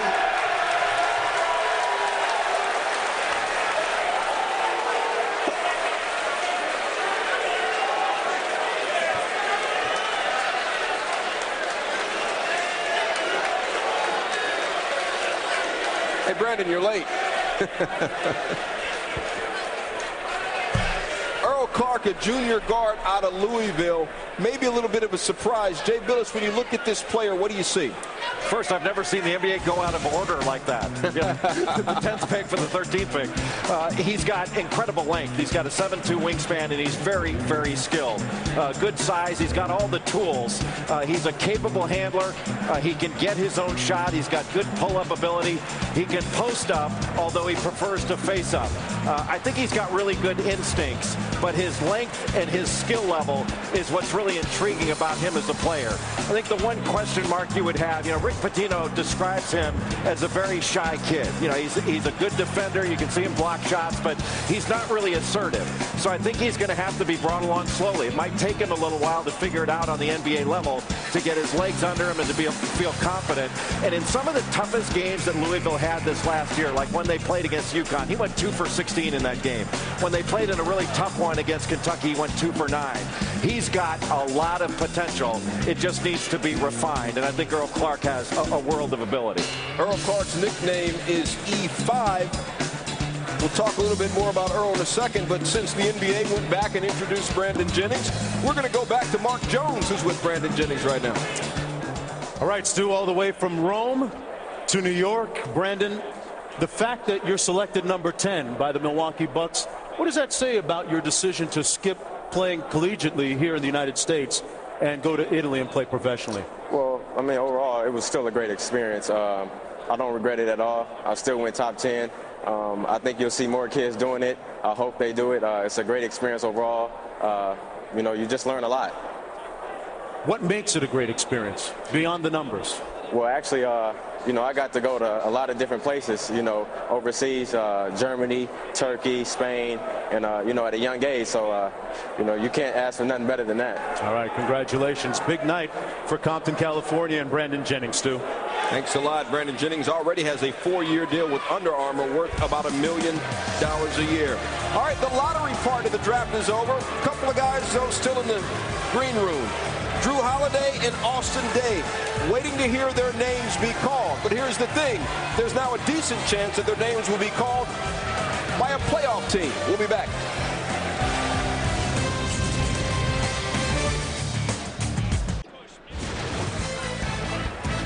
Welcome back to the 2009 NBA Draft. The Detroit Pistons are on the clock with the 15th pick. We see the first 14. Jay Billis, who are your best guys left available? Well, a couple of these guys are going to have to wait on. You know, Drew Holiday of UCLA is a point guard prospect, but it's going to take him a little bit of time. I mean, and I know that Detroit has been looking at Austin Daye of Gonzaga, who's a solid player. We got to wait on him as well. All right, the Pistons have made the playoffs in 8 straight seasons. Who would they take? Here's the commissioner again. With the 15th pick in the 2009 NBA Draft, the Detroit Pistons select Austin Daye from Gonzaga University.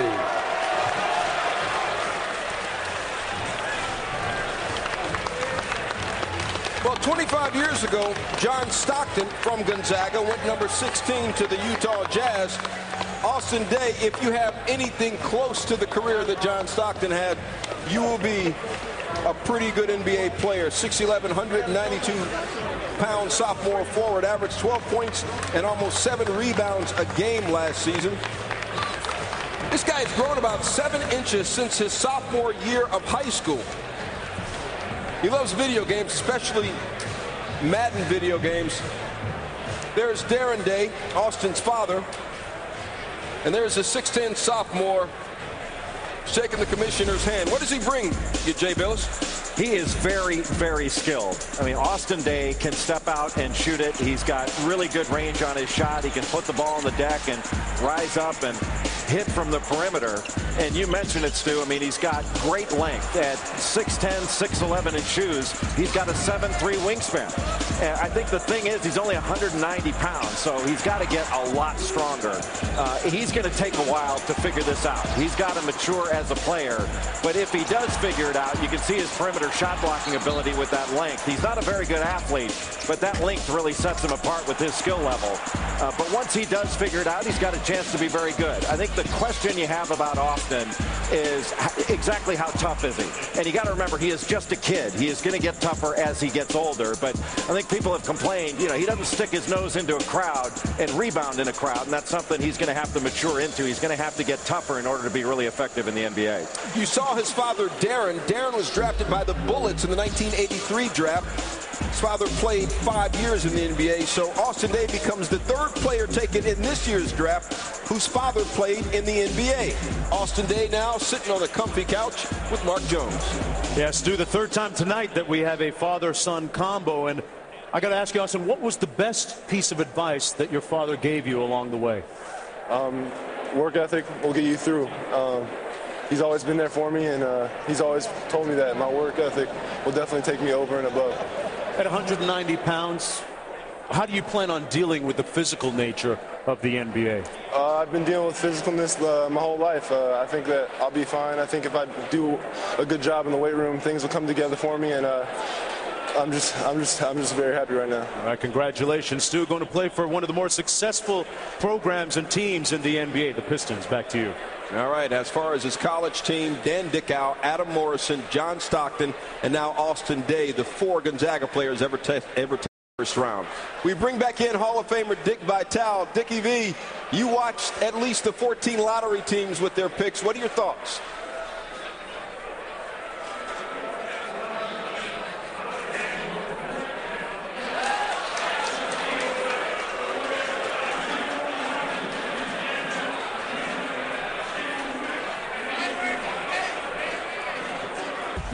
Points a game, 8 rebounds a game in the league. I will tell you this as well. Those teams that didn't take Curry, they're going to eat their heart out. Curry is going to be a star. How much of a star? He's going to be the Rookie of the Year in the NBA. Charisma, shoot it. He had double teams, triple teams to face. This kid, they're going to regret they didn't take him down there at number 3 when they didn't take the kid. Oklahoma City, this kid is going to be a star big time. Nelson got a great one. And then I look at the lottery, and it just amazes me so much we hear about potential. Guys average 6 points a game, 12 points a game, and we hear how great they are. You know what they do? They get coaches fired. All right, Dickie V, we appreciate it. Guys, do you predict Derrick Rose was going to be Rookie of the Year last year, did he? I don't think so. You don't think so? No, I don't think so. What are your thoughts? Throw it out there. Stephen Curry, Rookie of the Year. How possible is that? Well, to me, it's possible, but you talk along this list, it's about opportunities. So any of these guys get an opportunity to play right away, they'll have an opportunity to have the jury at the end of the day. Yeah, and it's as good a pick as any because he's ready to step in. He knows how to play. I mean, Blake Griffin would be another choice. I'd be interested to see how James Harden's going to do. I think James Harden has a chance to be really, really good in his first year because he understands how to play. He's more mature. Well, Curry's going to get opportunity to play for an offensive genius in Don Nelson out in Golden State, where he's going to get numbers. And Tayshaun Prince is actually the happiest guy in the world today because Day makes Prince look like the Hulk. A lot of thinness there. How about eat a whole lot? Hey, the Chicago Bulls are on the clock, the team that has the reigning NBA Rookie of the Year, Derrick Rose. He was the first pick last year and the Rookie of the Year, one of only 3 guards since Magic Johnson to go #1 overall. Bulls made their 4th playoff appearance in the last 5 seasons, and they didn't just lose in the first round of the Celtics, but it was one of the most entertaining playoff series that we have seen ever. A whole lot of overtime games there. So the Chicago Bulls definitely have the talent already there because they pushed the then defending champion Celtics to 7 games. Guys, when you look at the Bulls, a team that showed they can play with the best teams in the East, what do you expect from them this year? Well, this is a team that the opportunity to build on what they accomplished in the postseason last year. You're talking about having the experience. You're talking about gaining valuable playoff time. Derrick Rose, something to build on. This is a team I think they have to go big because they got dominated by the Celtic bigs. Well, I love their midseason trade last year that John Paxson pulled off with Salmons and Brad Miller, and they have to continue to build that depth. All right, after they got John Salmons and Brad Miller, they went 18-11 the rest of the way. Here's the Bulls pick and the commissioner, David Stern.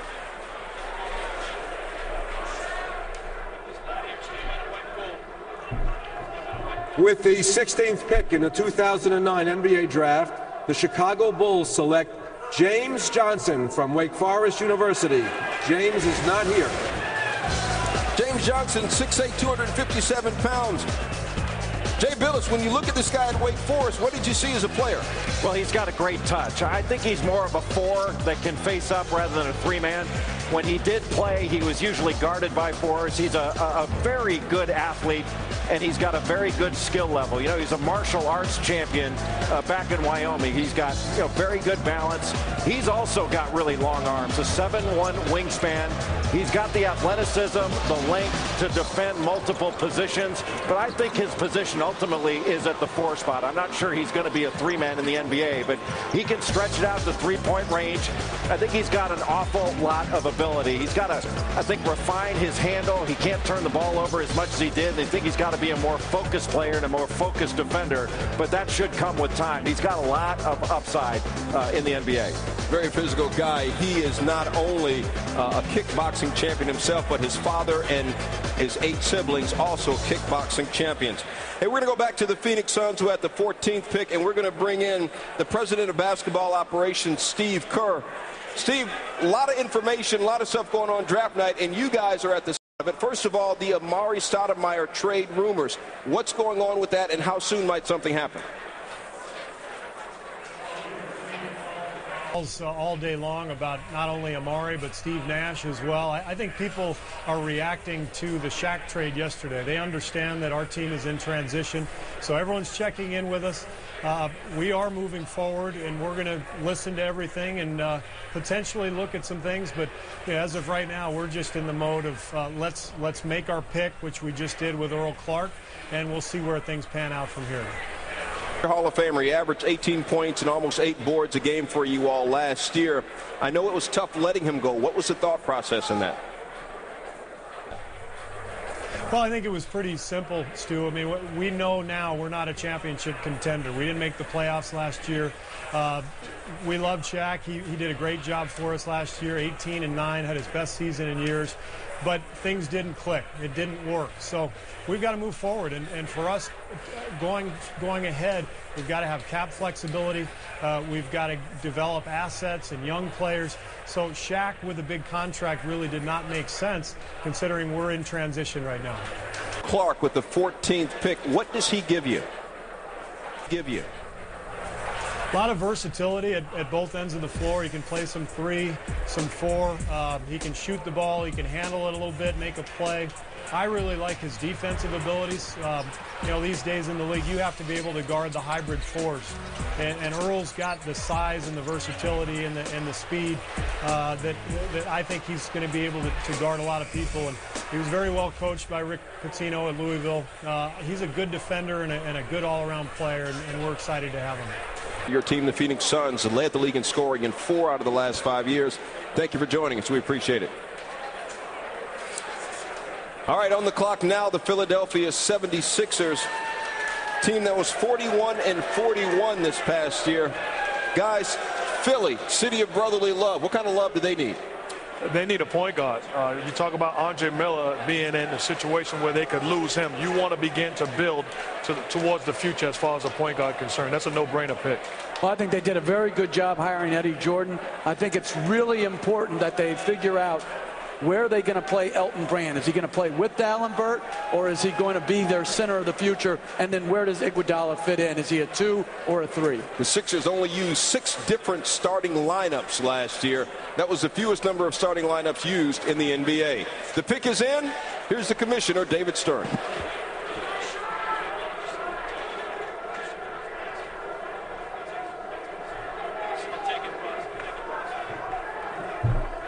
With the 17th pick in the 2009 NBA Draft, the Philadelphia 76ers select Drew Holiday from UCLA.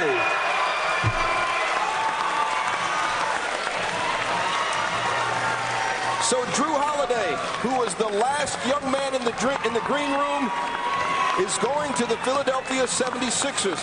Back in 2008, he was the #1 overall prospect in high school basketball by Rivals.com. Both of his parents, Sean and Toya, played college basketball. The freshman guard for UCLA, he made the all-freshman team in the Pac-10, 6'4", 199 pounds.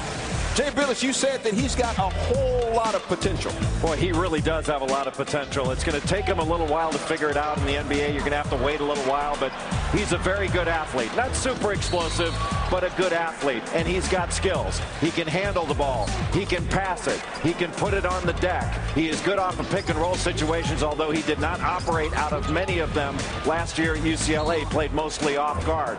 But he's got strength, and he's going to get stronger as he gets older. And I really do like his defensive potential. I think he can be a truly outstanding defender in the NBA. He needs some maturity, though, and I think he needs to improve his shooting range and his shooting consistency. But he does shoot a good ball. His shooting mechanics are very good. He's one of those guys that if you give him some time to develop, you could be very glad that you took him. I think he is a very good value at 17 because I think he was a top 10 talent in this draft, and I project him out as a point guard in the NBA for a long time to come. Tell you what, this is the 13th straight year that a UCLA player has been selected, the longest active streak for any school. Drew Holiday now with Mark Jones. All right, thanks a lot, Stu. Drew, a year ago you were the top high school prospect going into college basketball. What exactly did 1 year at UCLA do for your NBA prospect? It prepared me just to be here, go against the top guards. Mentally prepare me, especially defensively. You know, as UCLA cats, we love to play defense. So. We talked a little bit earlier tonight. You said that the best part of this process was being able to disprove people's perceptions of me. What do you mean? I mean, coming into this draft, I was late 30, you know, early second round.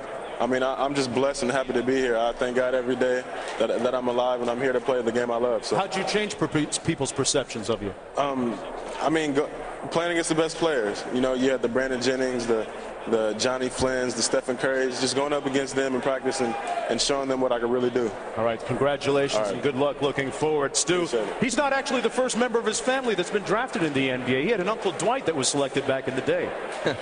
And Mark, he also might be the first team manager ever drafted. Drew was the team manager of the women's tennis team when he was in high school. Hey, guess who's on the clock? The team has been on the clock so far most this year. Minnesota with their 3rd pick.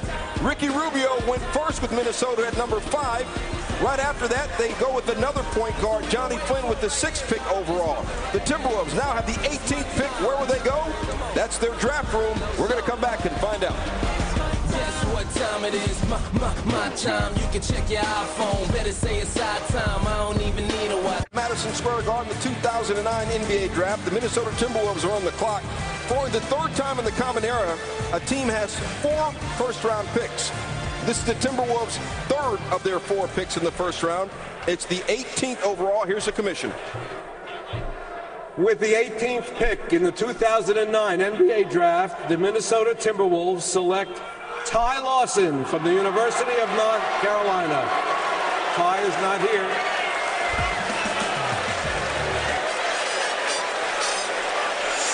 Well, they'll pass the ball a lot.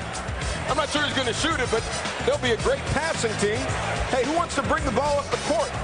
For the third time this first round, the Minnesota Timberwolves pick a point guard. Ty Lawson out of North Carolina. Ricky Rubio, Johnny Flynn, Ty Lawson. Jay Billis, a lot of point guards. What do you think of Ty? Speed. I mean, just incredible speed end to end. He is like a bullet getting down the floor. He stays low to the ground, got a low center of gravity, great balance and great strength. And he's very, very efficient. He does not turn the ball over. He's got a 3-to-1 assist turnover ratio last season, and he can knock down open shots. That shot, when he gets his feet set, he hits at a high rate. You know, he shoots a very good percentage from 3. When he puts the ball on the deck, he can get all the way to the basket. He can absorb a bump, and he can finish a play. I think he needs to improve his defense to where he can stay in front and defender because he is small. He's 5'11", doesn't possess long arms. But I'll tell you what, off the dribble, it is really hard for any defender to stay in front of him. And playing for Roy Williams, you know he can play fast. He can play at 100 miles an hour all game long without getting tired. Every year that he was at North Carolina, he upgraded his work ethic. I think when he was a freshman, people questioned, hey, how hard is he going to work? By the time he was a junior, that wasn't an issue at all. Following in the long line of North Carolina point guards, Kenny Smith, Phil Ford, Raymond Felton. A lot of point guards, though, for the Minnesota Timberwolves. We bring in ESPN, the magazine senior writer, Rick Bucher. Rick, what are the Timberwolves doing?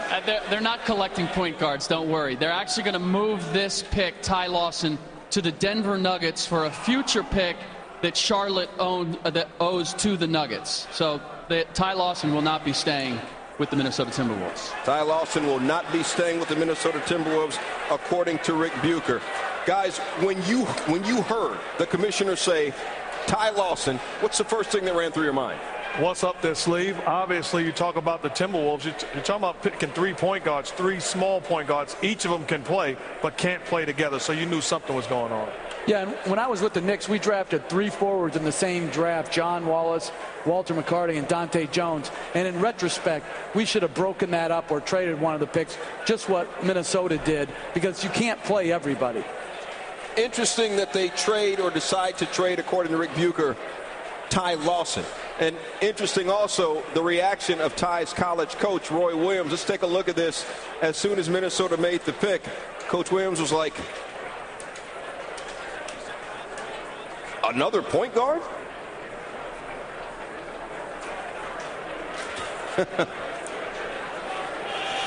Well, if they do trade away Ty Lawson, at least Coach Roy can say, hey, they traded away the guy that helped me win a national championship. Between the 3 guys they had, would you choose to trade Ty, Jay Billis? You know, it's an eye of the beholder thing. I mean, I had Johnny Flynn rated ahead of Ty Lawson. If you like Ty, hey, Lawson is a terrific pick, and he's going to be a really good player simply because of his speed and how disruptive he can be. I think he needs to become more disruptive on the defensive end in order to be the best player he can be at the next level. But he can change the pace of the game whenever he comes in. Well, if he does go to Denver, think about this. Ty Lawson, North Carolina guy. George Karl, another North Carolina guy. The Atlanta Hawks are on the clock. They went 47-34 last year. Hawks making the playoffs for the 2nd straight year. Commissioner David Stern has the pick of an Atlanta Hawks franchise that a lot of people say has some of the best young talent, at least young athletic talent, in the entire Eastern Conference, and we saw that in the playoffs. Here's the commissioner. With the 19th pick in the 2009 NBA Draft, the Atlanta Hawks select Jeff Teague from Wake Forest University.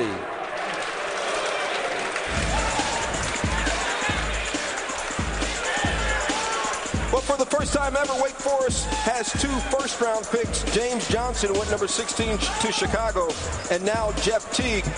Jay Billis, what do you like about him? Because he's a big-time talent with the ball in his hands.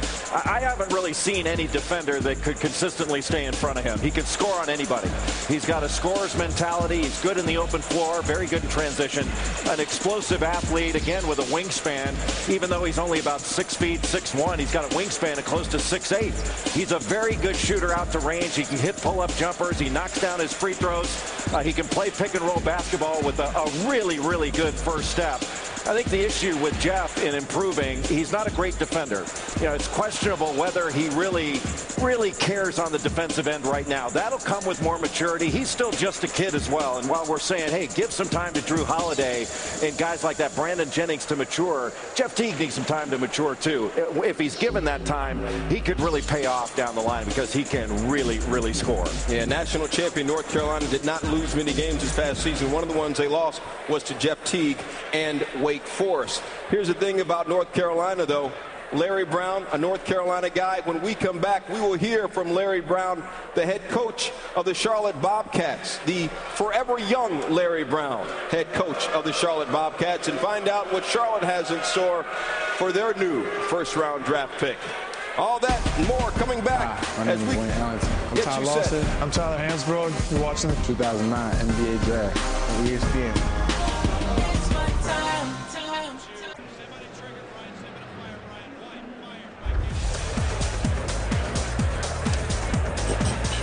Welcome back to the 2009 NBA Draft. The Utah Jazz are on the clock. Here's a team that 148 combined games missed to injury. They lost in the first round to the Los Angeles Lakers. Jerry Sloan is not only the longest tenured head coach in basketball, he's the longest tenured head coach in sports. Here's their pick at number 21.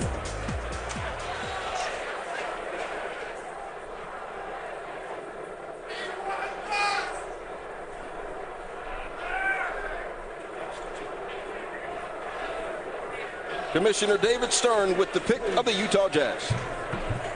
With the 20th pick in the 2009 NBA Draft, the Utah Jazz select Eric Maynor from Virginia Commonwealth University. Maynor, the all-time leader in scoring and assists in Virginia Commonwealth history, the 2-time CAA Player of the Year. What do you like about him, Jay Billis? Well, he's a true point guard, and he's got a great feel for the game. When he gets into the lane, he's got this old-school game. He's got a runner and a floater. He's about 6'2 and a half, 6'3", so he's got good size for a point guard. Not great size, but good. He doesn't really have long arms or anything like that. He's not super athletic, but he has great change of pace and change of direction. He's a very good leader. Understands how to play pick-and-roll basketball, and he understands how to win. He is unafraid to take big shots, and he is unafraid to make big shots, and has done so throughout his career. Very good passer, very good in transition, but I really like the old school nature of his game. He's one of those guys that understands how to play, and in the NBA, I don't think that can be overstated. Robert, the biggest thing that Eric Maynor did in his college career was hitting a game-winning shot to beat Duke in the first round of the 2007 NCAA tournament. Speaking of Duke, we go back to a Duke player who was picked by the Charlotte Bobcats, and we bring in Charlotte head coach Larry Brown. And Coach, a Carolina guy picking a Duke player? What's up with that?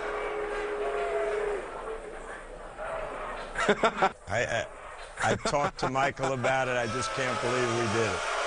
But I know with all those Carolina guys on board and Mark Jackson thinking we needed a post-present, I thought, well, we're going to go against what Mark thought, and we're going to take a Dookie. So he can play, and he's going to get better, and he's got good genes. You guys had the most franchise wins in history last year, but you didn't make the playoffs. What do you have to do to make the playoffs this year and not make it just another rebuilding year? Just another rebuilding year. Well, you know, when we made that trade for Raja Bell and Boris Diaw, we got better. We were a much improved team, but the East has gotten better. And you can't just keep, you know, staying the same and expect to get into playoffs in the East. So I think Gerald will help us, and we got to coach our players up. We got a lot of young players.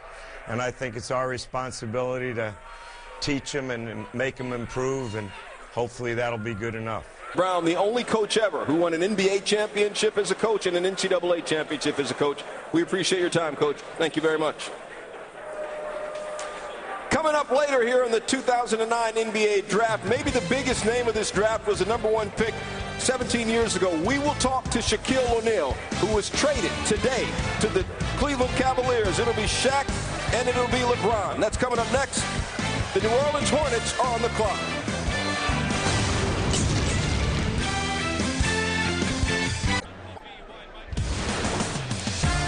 Welcome back to the 2009 NBA draft. The New Orleans Hornets, the second oldest team in the NBA, is on the clock.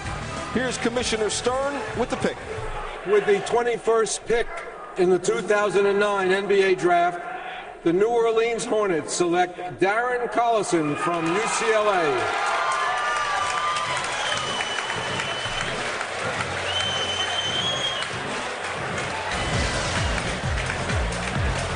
For the third time in the last 4 drafts, multiple UCLA players have been selected.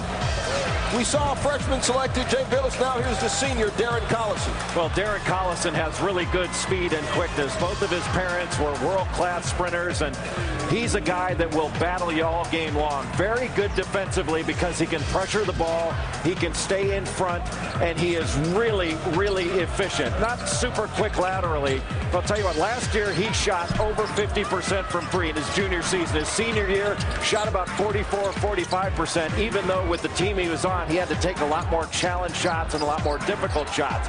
But Darren Collison is a mature basketball player that has been a winner his whole career.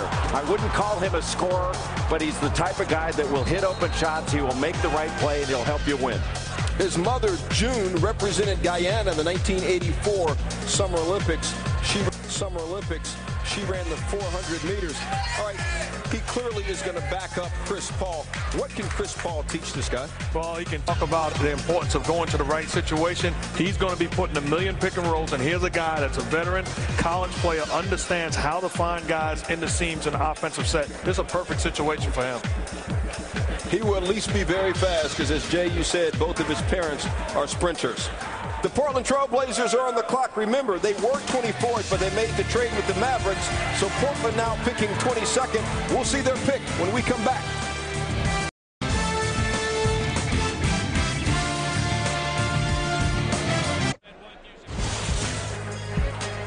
Welcome back to the 2009 NBA Draft. The headline so far, Blake Griffin goes #1 overall to the Clippers.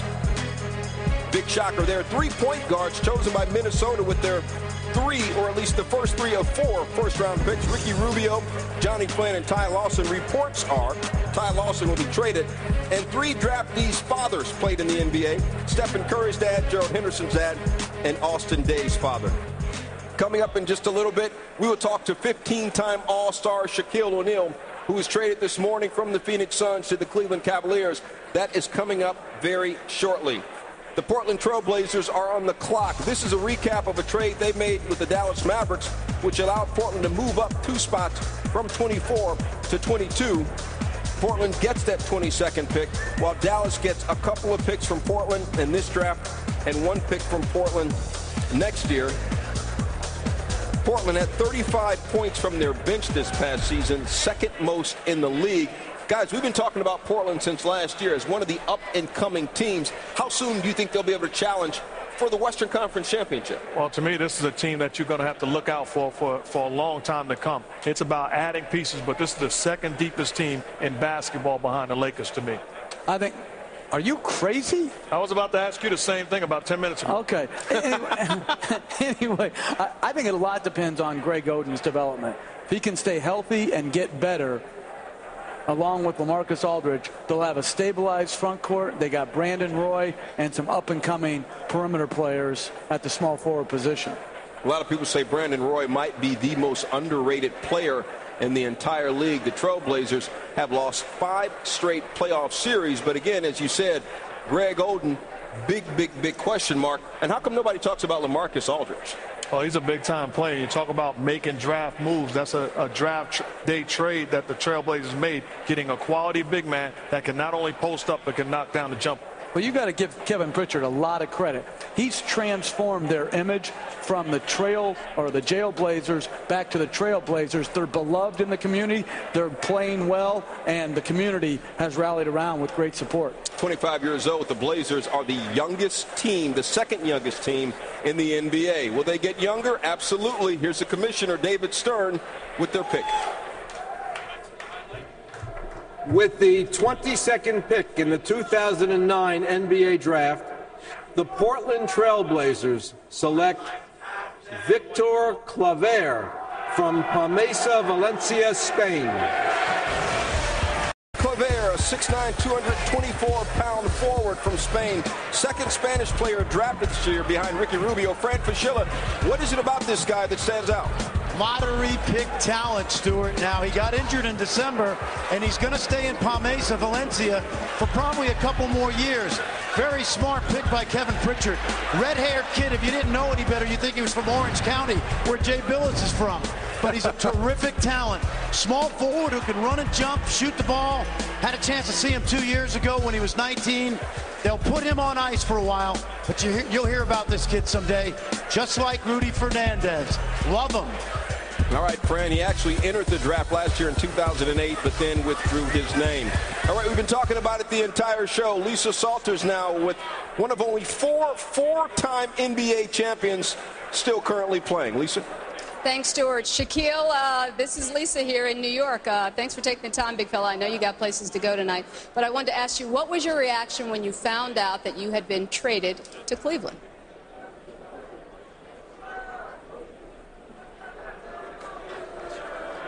Has passed away today, and the great Michael Jackson, so I want to send my condolences to his family.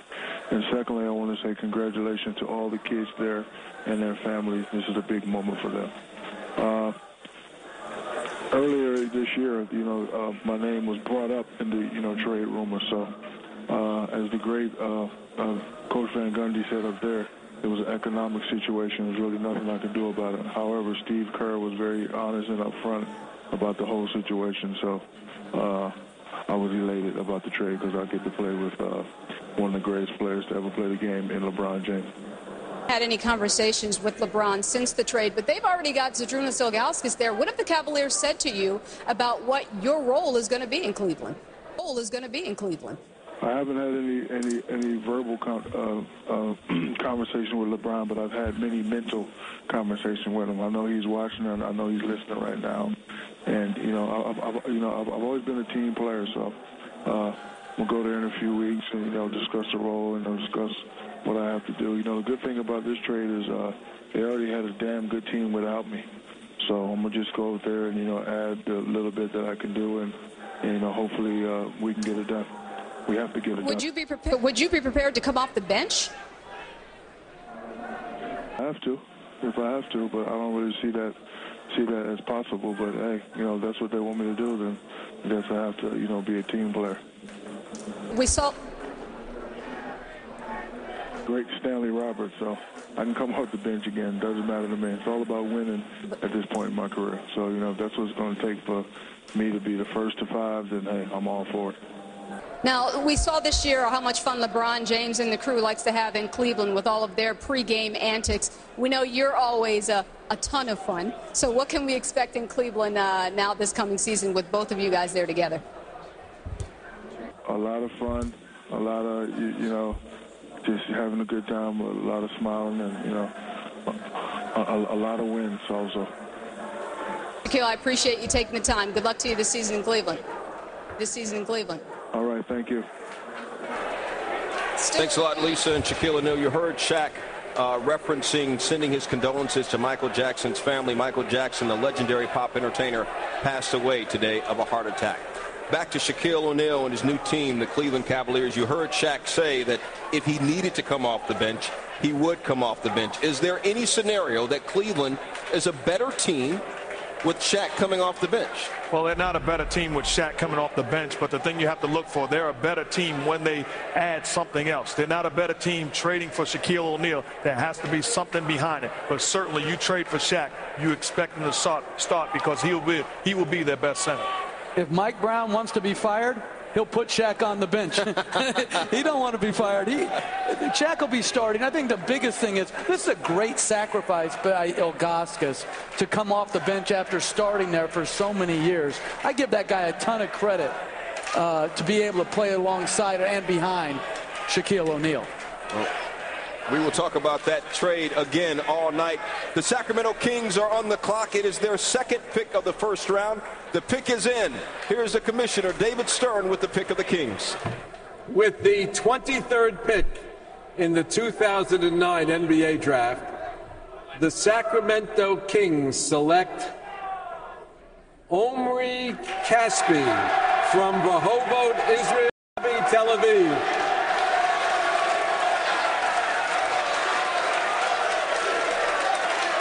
Caspi, 6'9", 211 pounds from Israel. No player born in Israel has ever played in the NBA. The fans here in New York loving it. He's a member of the Israeli national team. First time with multiple first-round picks for the Kings since '91. Fran Fraschilla, you're all over this guy. What do you see in him as a player in the NBA? Well, first of all, Stu, they better have good falafel in Sacramento because they're going to need it for this guy. I love him. 21 years old, tough as nails.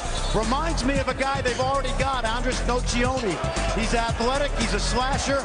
Once he improves his long-range game like Nocioni did, he's going to be a very solid player.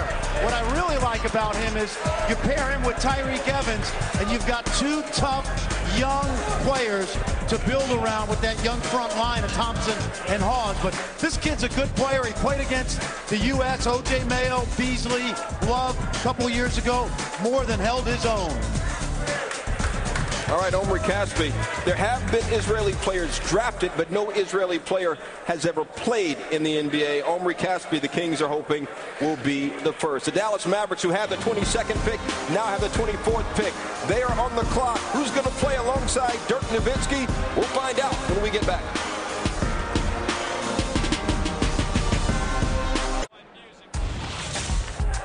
Welcome back to the 2009 NBA Draft. The Dallas Mavericks are on the clock. This is a team that has won 50 games at least 9 straight seasons, and they did it last year after starting 2-7. Lost in the conference semifinals to Denver. And Dirk Nowitzki does what Dirk does. Scores. Averaged almost 26 points per game. 4th in the NBA. Not only have they won 50 games 9 straight seasons, they've also made the playoffs in 9 straight seasons, which is the second longest active streak in the NBA. The pick is in. Here's the commissioner, David Stern.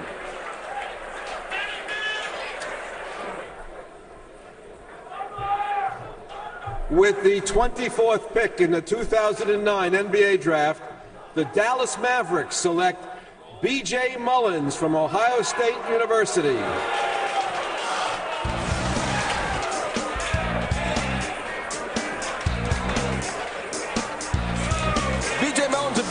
Jay, 7'1", 258. What do you like about him? Well, he's got good size. He's got good instincts. He's a solid athlete with a really good touch, not only around the basket, but facing up as well. He's got really good hands. He's just raw. It's going to take him some time. He needs to learn how to play. He didn't start for his Ohio State team this last year. So a ways away from really being able to contribute at the NBA level. He's got to get a lot stronger. He's a very good athlete, but he's still so young. Needs to improve his low post game and refine it. He has to improve his defense, especially off of pick and roll situations, because they played a lot of zone in college. And I think he's got to become more productive. Yeah, he just needs to learn the game, and he needs time to develop. But given that time, he's got the chance to be good. B.J. Mullins, the second center selected following Hasheem Thabeet. He only started 2 games for Ohio State last year. Oklahoma City is now on the clock. They picked 3rd earlier and picked up James Harden. Who will they go to go along with James Harden? That was Harden's moment. Find out the next moment when we come back. Hi, I'm James Harden, and you're watching 2009 NBA Draft on ESPN.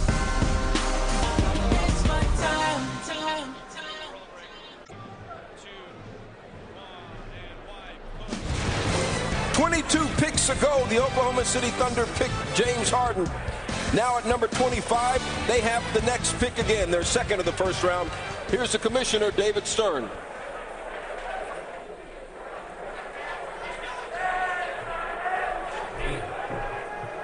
With the 25th pick in the 2009 NBA Draft, the Oklahoma City Thunder select Rodrigue Boa from Pointe-à-Pitre, Guadeloupe, and playing for the Cholet, France team. All right, I'm going to say it. Rodrigue Boa. I'm just going to say he's got the best name, at least in the draft. The 6'2", 182-pound guard. He is here, not in the green room, but he is here in the arena. Fran Fraschilla, what do you like about this guy? Athletic point guard, Stu. Very athletic. Kind of reminds me a little bit of a Barbosa type, although Barbosa's not a point guard. He can shoot it, jumps out of the gym, and also has a reasonably good feel for the game. France is not the level of an Italy or Spain, but he has gotten a lot of playing time early in his career. In fact, he put his name in the draft 2 years ago as a 19-year-old, and he almost stayed in because teams liked him. Nice pick for the future. Oklahoma City obviously has a lot of good young players. They can leave this guy overseas, bring him with them. Scotty Brooks is a point guard, so he can learn under a pretty good coach. Fran, he was actually discovered by NBA player Michael Petras during an open tryout a few years ago. We now bring in ESPN, the magazine, senior writer Rick Bucher. Rick, is he going to stay there at Oklahoma City? No, Dallas has a great history of taking foreign players. This is another case of that. Oklahoma City is going to trade this back to Dallas, and they're going to pick up B.J. Mullins. All right, 13 French-born players have actually played in the NBA. So Rodrigue Bobois, drafted by the Oklahoma City Thunder, and according to reports, could be headed to the Dallas Mavericks. The Chicago Bulls are on the clock with their second first-round pick. We will come back and find out who the Bulls will put with an already talented young team. Don't even think about changing that channel.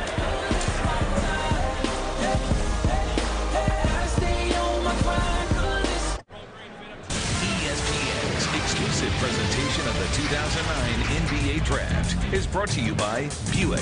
The Renaissance continues with the 2010 Lacrosse. And Mobil 1. For almost any extreme, choose Mobil 1, the world's leading synthetic motor oil. The Chicago Bulls picking again in the first round. They have this pick, the number 26 pick, because of a trade they had. They sent Thabeet Sefolosha to the Oklahoma City Thunder, and they have this pick. Remember, they picked earlier and got James Johnson earlier in the first round. The Bulls had 8 more wins last year than this past season. Guys, we've talked about the Bulls. They gave Boston everything Boston could handle. Can they be a serious factor in the Eastern Conference next year? Well, to me, one of the main things in growing is experience, and the experience of playing the Celtics in the playoffs is certainly going to help the Bulls. I think in this situation, what you want to do is continue to add talent to the puzzle. And that's what I liked about their draft deadline or trade deadline acquisitions of Brad Miller and John Salmons. I think it'll be interesting to see what do they do with Luol Deng. Do they move him to a hybrid 4 position? Do they play him as their starting 3, or do they keep Salmons there? Because I think John Salmons is an underrated player in this league. You know, another big thing, though, is Ben Gordon, a guy that gives them big-time scoring off the bench. If you lose him, how do you replace him? Vinny Del Negro going to his second year as head coach of the Chicago Bulls. Who will the Bulls pick with their second pick of the first round? Here's NBA Commissioner David Stern with how the Bulls will reshape their team.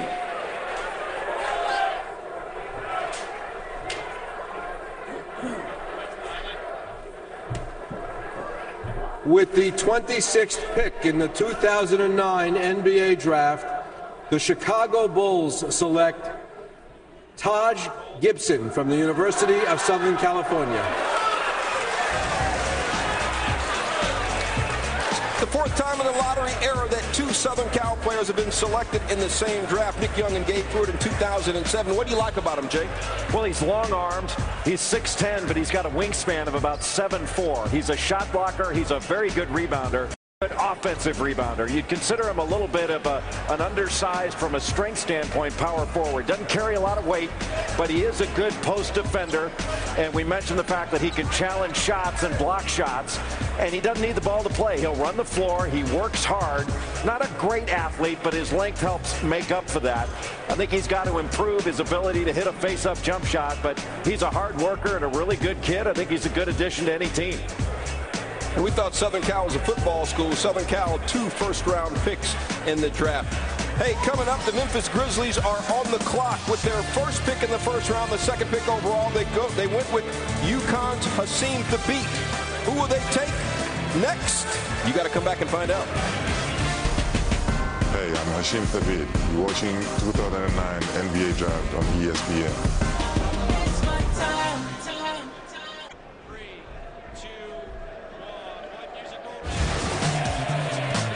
Welcome back to the 2009 NBA Draft. Here are the headlines so far. Hasheem Thabeet, the first player drafted ever from Tanzania. It's like an international theme so far. Ricky Rubio, the first player born in the 1990s. He, of course, came over from Spain. And Omri Caspi, the first player from Israel, drafted in the first round. So a whole lot of international flavor in this year's draft. The Memphis Grizzlies, we are inside of their draft room with our draft cam. Earlier, they selected Hasheem Thabeet at number 2, the tallest player in the draft at 7 feet 3 inches tall. The Grizzlies are now on the clock with the 27th overall pick. The team that went 24-58 last year. Thabeet's going to help. What else will help? Well, to me, you need a scorer on the front line. I mean, you get Thabeet. You also have Marc Gasol. You have playmaking guys in the backcourt. You need scoring on the front line.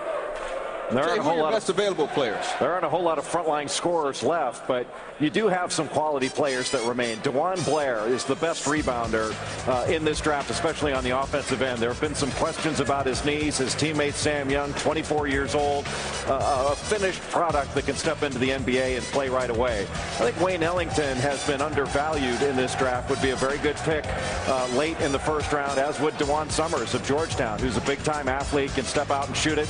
And Derek Brown, a lefty out of Xavier, another guy who has really a lot of potential. Long armed, he can really get out and defend, get out in transition. I think he's got a chance to be a good NBA player in time. And this team now has a chance to be, more relevant in the city of Memphis. What do they need to do to capture the attention, the pro attention of that city now? You're asking the wrong guy. Yeah, exactly, because, of course, Jeff Van Gundy is the guy who said earlier this week that they should just blow up their roster. Look, they have to get good. We're good under Hubie Brown and Mike Fratello, winning 50 games a year, making the playoffs. They had more people come to their games. Can they be exciting but not good? Will that work? There's only a certain level of excitement you can create while losing. Any style is exciting when you win. Anything is semi-boring when you lose. Well, to me, the thing is, if you're a young basketball team, and I'm sure you agree, you remember in New York we were young, you want to be exciting, competing on every possession, take care of business at home where you give yourself a chance to win, and people will begin to buy into your master plan. All right, we're going to see what the Memphis Grizzlies do with their second pick in the first round. Here's the commissioner of the NBA, David Stern. With the 27th pick in the 2009 NBA Draft, the Memphis Grizzlies select DeMar Carroll from the University of Missouri.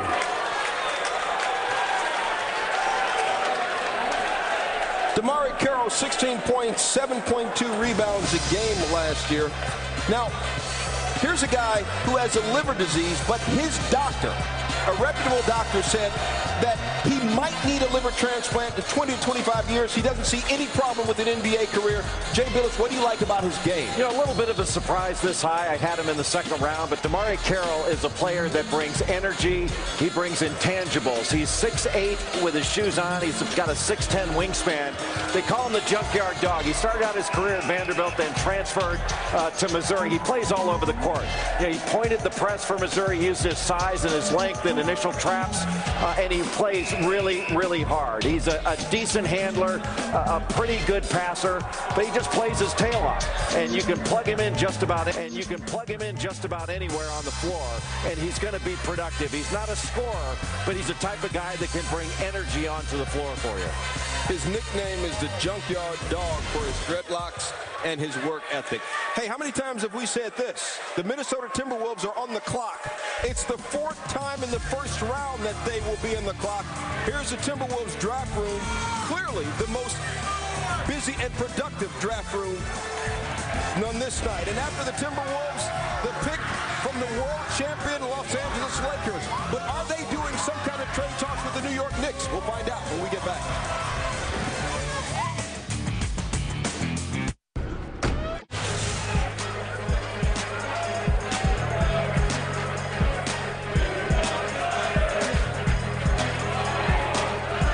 The Minnesota Timberwolves have already picked 3 point guards.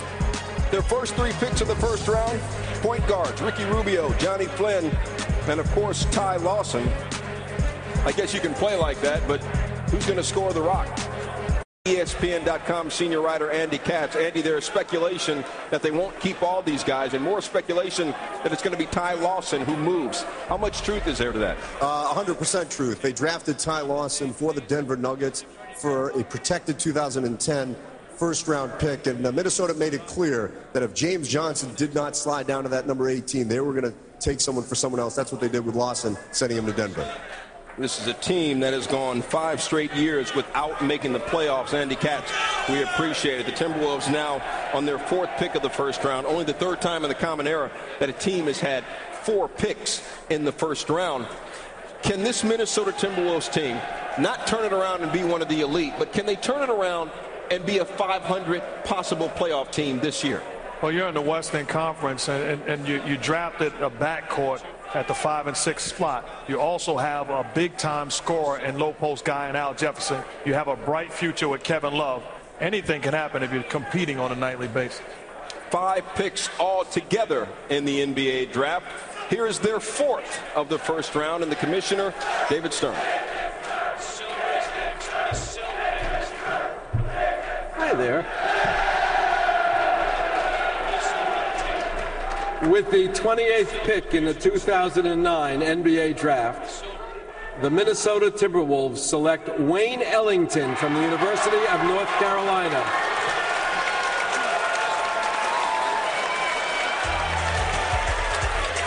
North Carolina coach Roy Williams giving up some love to a Dookie, Gerald Henderson, but maybe because Gerald Henderson and Roy's own Wayne Ellington, a Carolina and a Tar Heel Dookie, they've been friends since they were teammates at Episcopal Academy in Pennsylvania, where both were McDonald's All-American. Even when Henderson chose Duke as his college and Ellington decided in North Carolina, the two have remained close and are moving on to the NBA together. Jay Billis, Wayne Ellington can shoot the rock. I really like this kid. I think he's really undervalued in this draft, and this was a really good get at this stage of the draft to be able to get a player the quality of Ellington.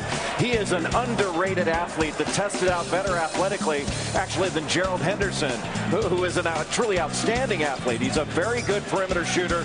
He has good range, and he has the ability to spot up or shoot off the dribble, and he is a very good finisher. Another guy that can get up and down the floor. I think he needs to improve his defense, but Wayne Ellington is a solid pick at this spot, and I think a really good value. This is the 2nd time that 3 UNC players have been drafted in the first round of the same draft. The last was 2005, another year after they won the national championship. Lisa Salters now with the guy who coached Wayne Ellington and Ty Lawson and Tyler Hansbrough, North Carolina coach Roy Williams. Thanks a lot, Stuart. Coach, so far, what kind of night has it been for Carolina? Well, it's Detroit was pretty good, and those 3 guys up there on the board is what made that possible, so I'm extremely happy for them. Now, I know you're waiting for one more guy, for Danny Green to go, but tell me, what kind of a guy, what kind of a player is Wayne Ellington? What are they going to be getting Minnesota? They're going to get a guy who can score and a guy who can shoot, who's getting better at putting it on the floor. Rebounder, he's doing better defensively, but the bottom line is he can score, and a wonderful kid. And I'm sitting here feeling as lucky as I can be because Ty's going to Denver. That's a great fit. Tyler's going to Indiana. That's a great fit. And Wayne now, I think I couldn't be any more pleased. I wanted to ask you about Tyler. I mean, his resume should speak for itself. It led you to 2 Final Four appearances, won the championship this season, and yet you hear the calls of underrated. Why do you think that he is so often overlooked? Doesn't make any difference. He's going to the Indiana Pacers as the 13th pick. He's going to be an NBA player, and he's going to be a really successful NBA player for a long time. All right, thank you very much, Coach Roy Williams. We're waiting to hear Danny Green's name. Stuart, back to you. Thanks a lot. Even though it appears as if Ty Lawson is leaving, Minnesota at least drafted the starting backcourt of the national champion North Carolina Tar Heels. The team that's on the clock is a team that just won its 15th NBA championship, the Los Angeles Lakers. But what will they do with the pick? Will they even use the pick? ESPN.com senior writer Andy Katz with more information. Andy, what's going on? No, they won't. Multiple sources have told us throughout the course of the day that the Knicks bought this pick, the number 29 pick, from the Los Angeles Lakers. So the Lakers will be picking for the Knicks. All right, so the Lakers picking for the New York Knicks, at least that is what Andy Katz is suggesting. This is a proposed trade. The Knicks getting the 29th overall pick, but Andy Katz, even when they get this pick, is there a chance that the Knicks aren't done? No. In fact, the Knicks and the Memphis Grizzlies have confirmed, they haven't confirmed, but multiple sources have confirmed that there will be a swap of contracts that are expiring after next season. Darko Milicic and Quentin Richardson. So Quentin Richardson going to Memphis, Darko Milicic going to New York.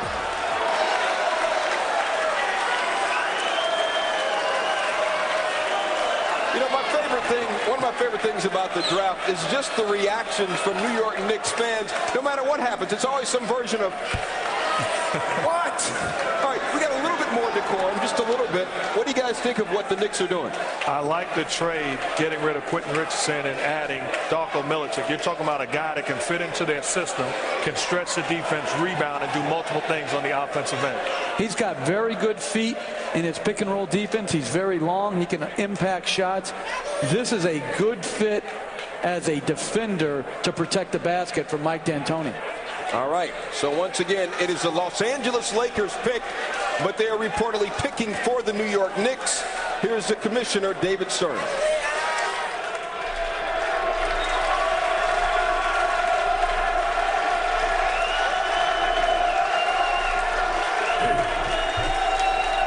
With the 29th pick in the 2009 NBA draft, the Los Angeles Lakers select Tony Douglas from Florida State University.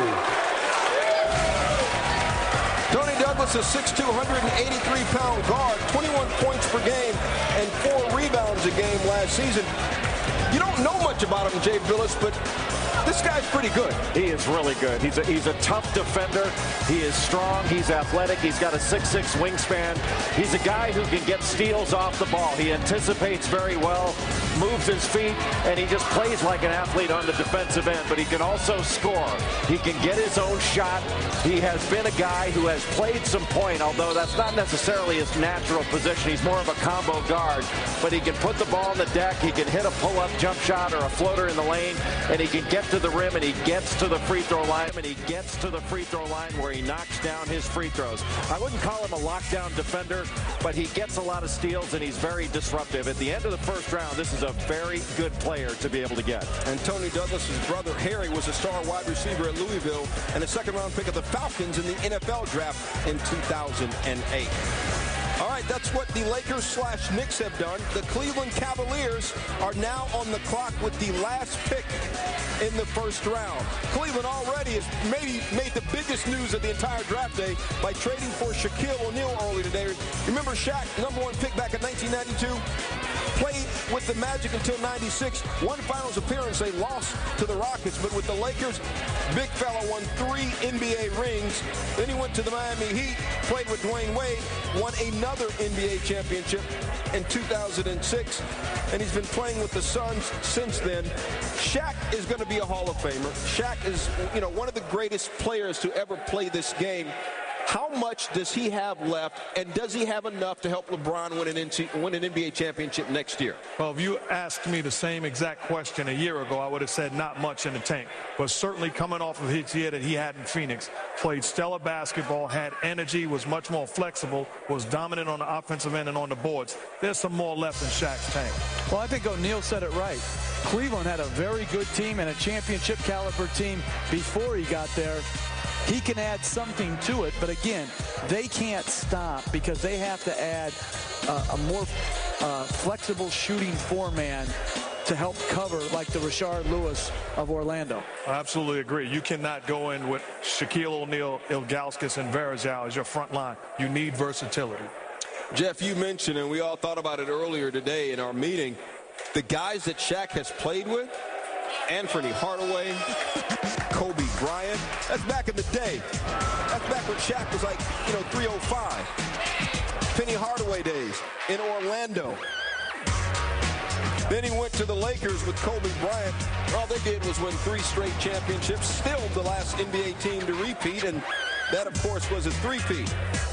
Left Kobe, goes to play with Dwayne Wade in Miami, wins another championship there. Shaq, one of only 4 guys active now with 4 NBA championships. Will it be 5 next year? I want to know where's Steve Nash in that. Well, exactly. Hey, think about it. He's played with Kobe, who's won a MVP, LeBron, who's won an MVP, and Nash has won 2. So Nash video in there. Come on now. Shaq an MVP, LeBron an MVP. What about the pregame? I mean, we see LeBron's baseball and picture. We see Shaq. Who's going to have the best pregame? I'm going to go out on a limb and say they will have the greatest pregame rituals of all time in any sport. I remember at Shaq's very first practice in the league with the Orlando Magic. I was there. You look over and you see a man 7'1", 310 pounds, breakdancing, and breakdancing well. So the team had 66 wins last year. If they equal the wins and have the pregame, they're the most entertaining team. And remember this, the city of Cleveland, not just the Cavaliers, the city of Cleveland has not experienced a championship of any kind since 1964. It's been a long, long time. You say they need a scorer. A scoring power forward. They need a shooting power forward, one who has lateral quickness to go on the perimeter and be able to guard pick and rolls, switch some pick and rolls, keep people in front of him. Lewis really was the one guy. Everybody's talking about Dwight Howard being the guy that beat Cleveland. I thought it was more Rashard Lewis and Orlando's ability to hurt them with pick and roll basketball, spreading the floor. And I think too much criticism has come the Cleveland Cavaliers' way. They had an outstanding regular season. They won their first 8 playoff games. And then, hey, they blew the lead in Game 1 against the Magic, yes. But they played very, very well this year, and they can be very proud of what they accomplished. We heard Steve Kerr talk about having to have a big guy that has the ability to defend the forwards these days that stretch the floor. That's why he drafted Earl Clark. That's the problem that the Cleveland Cavaliers have to solve. Remember this, though, about Shaquille O'Neal. Very, very underrated passer. He could be the best passing big man in the league right now. Let's take a look at Shaq's numbers. This is for his career. I mean, man, Shaq, you could retire with that and be one of the all-time greats. 15-time All-Star, 4-time champion, 3-time Finals MVP, Rookie of the Year, and he mentioned, Shaq even mentioned Stanley Roberts. They played together in Orlando. Cleveland's pick is in. Who is it going to be? Who's going to help Shaq and LeBron? Promise you that. Whoever it is will not get top billing. Here's the commissioner right now.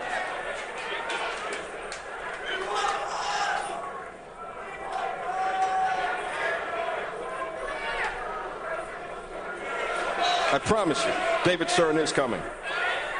Shaq probably called the commissioner and said, hey, just make sure it's a good one, Commissioner.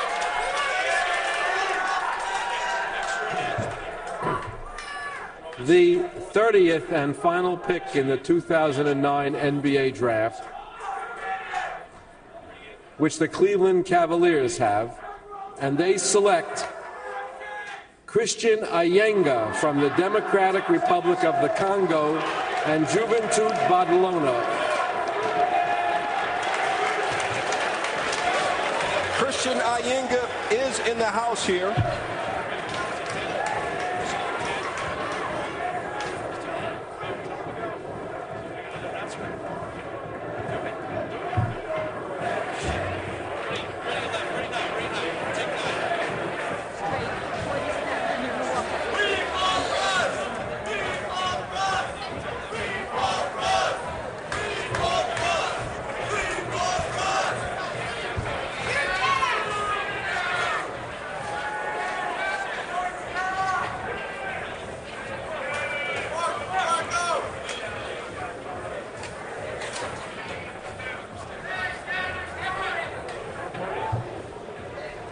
Thanks for your many courtesies. The second round of the 2009 NBA Draft will be conducted by Adam Silver, Deputy Commissioner of the NBA.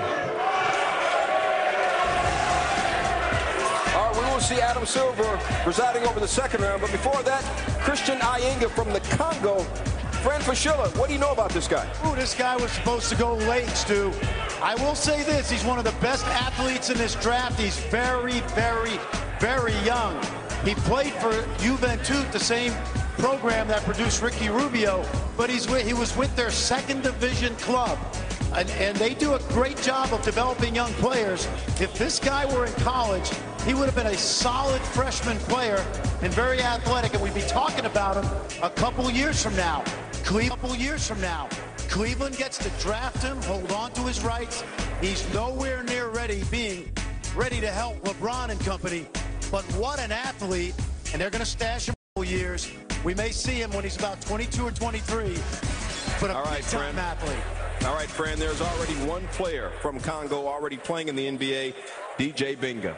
The first round is over, and what a first round it has been. Blake Griffin went #1 overall. Whole lot of emotion.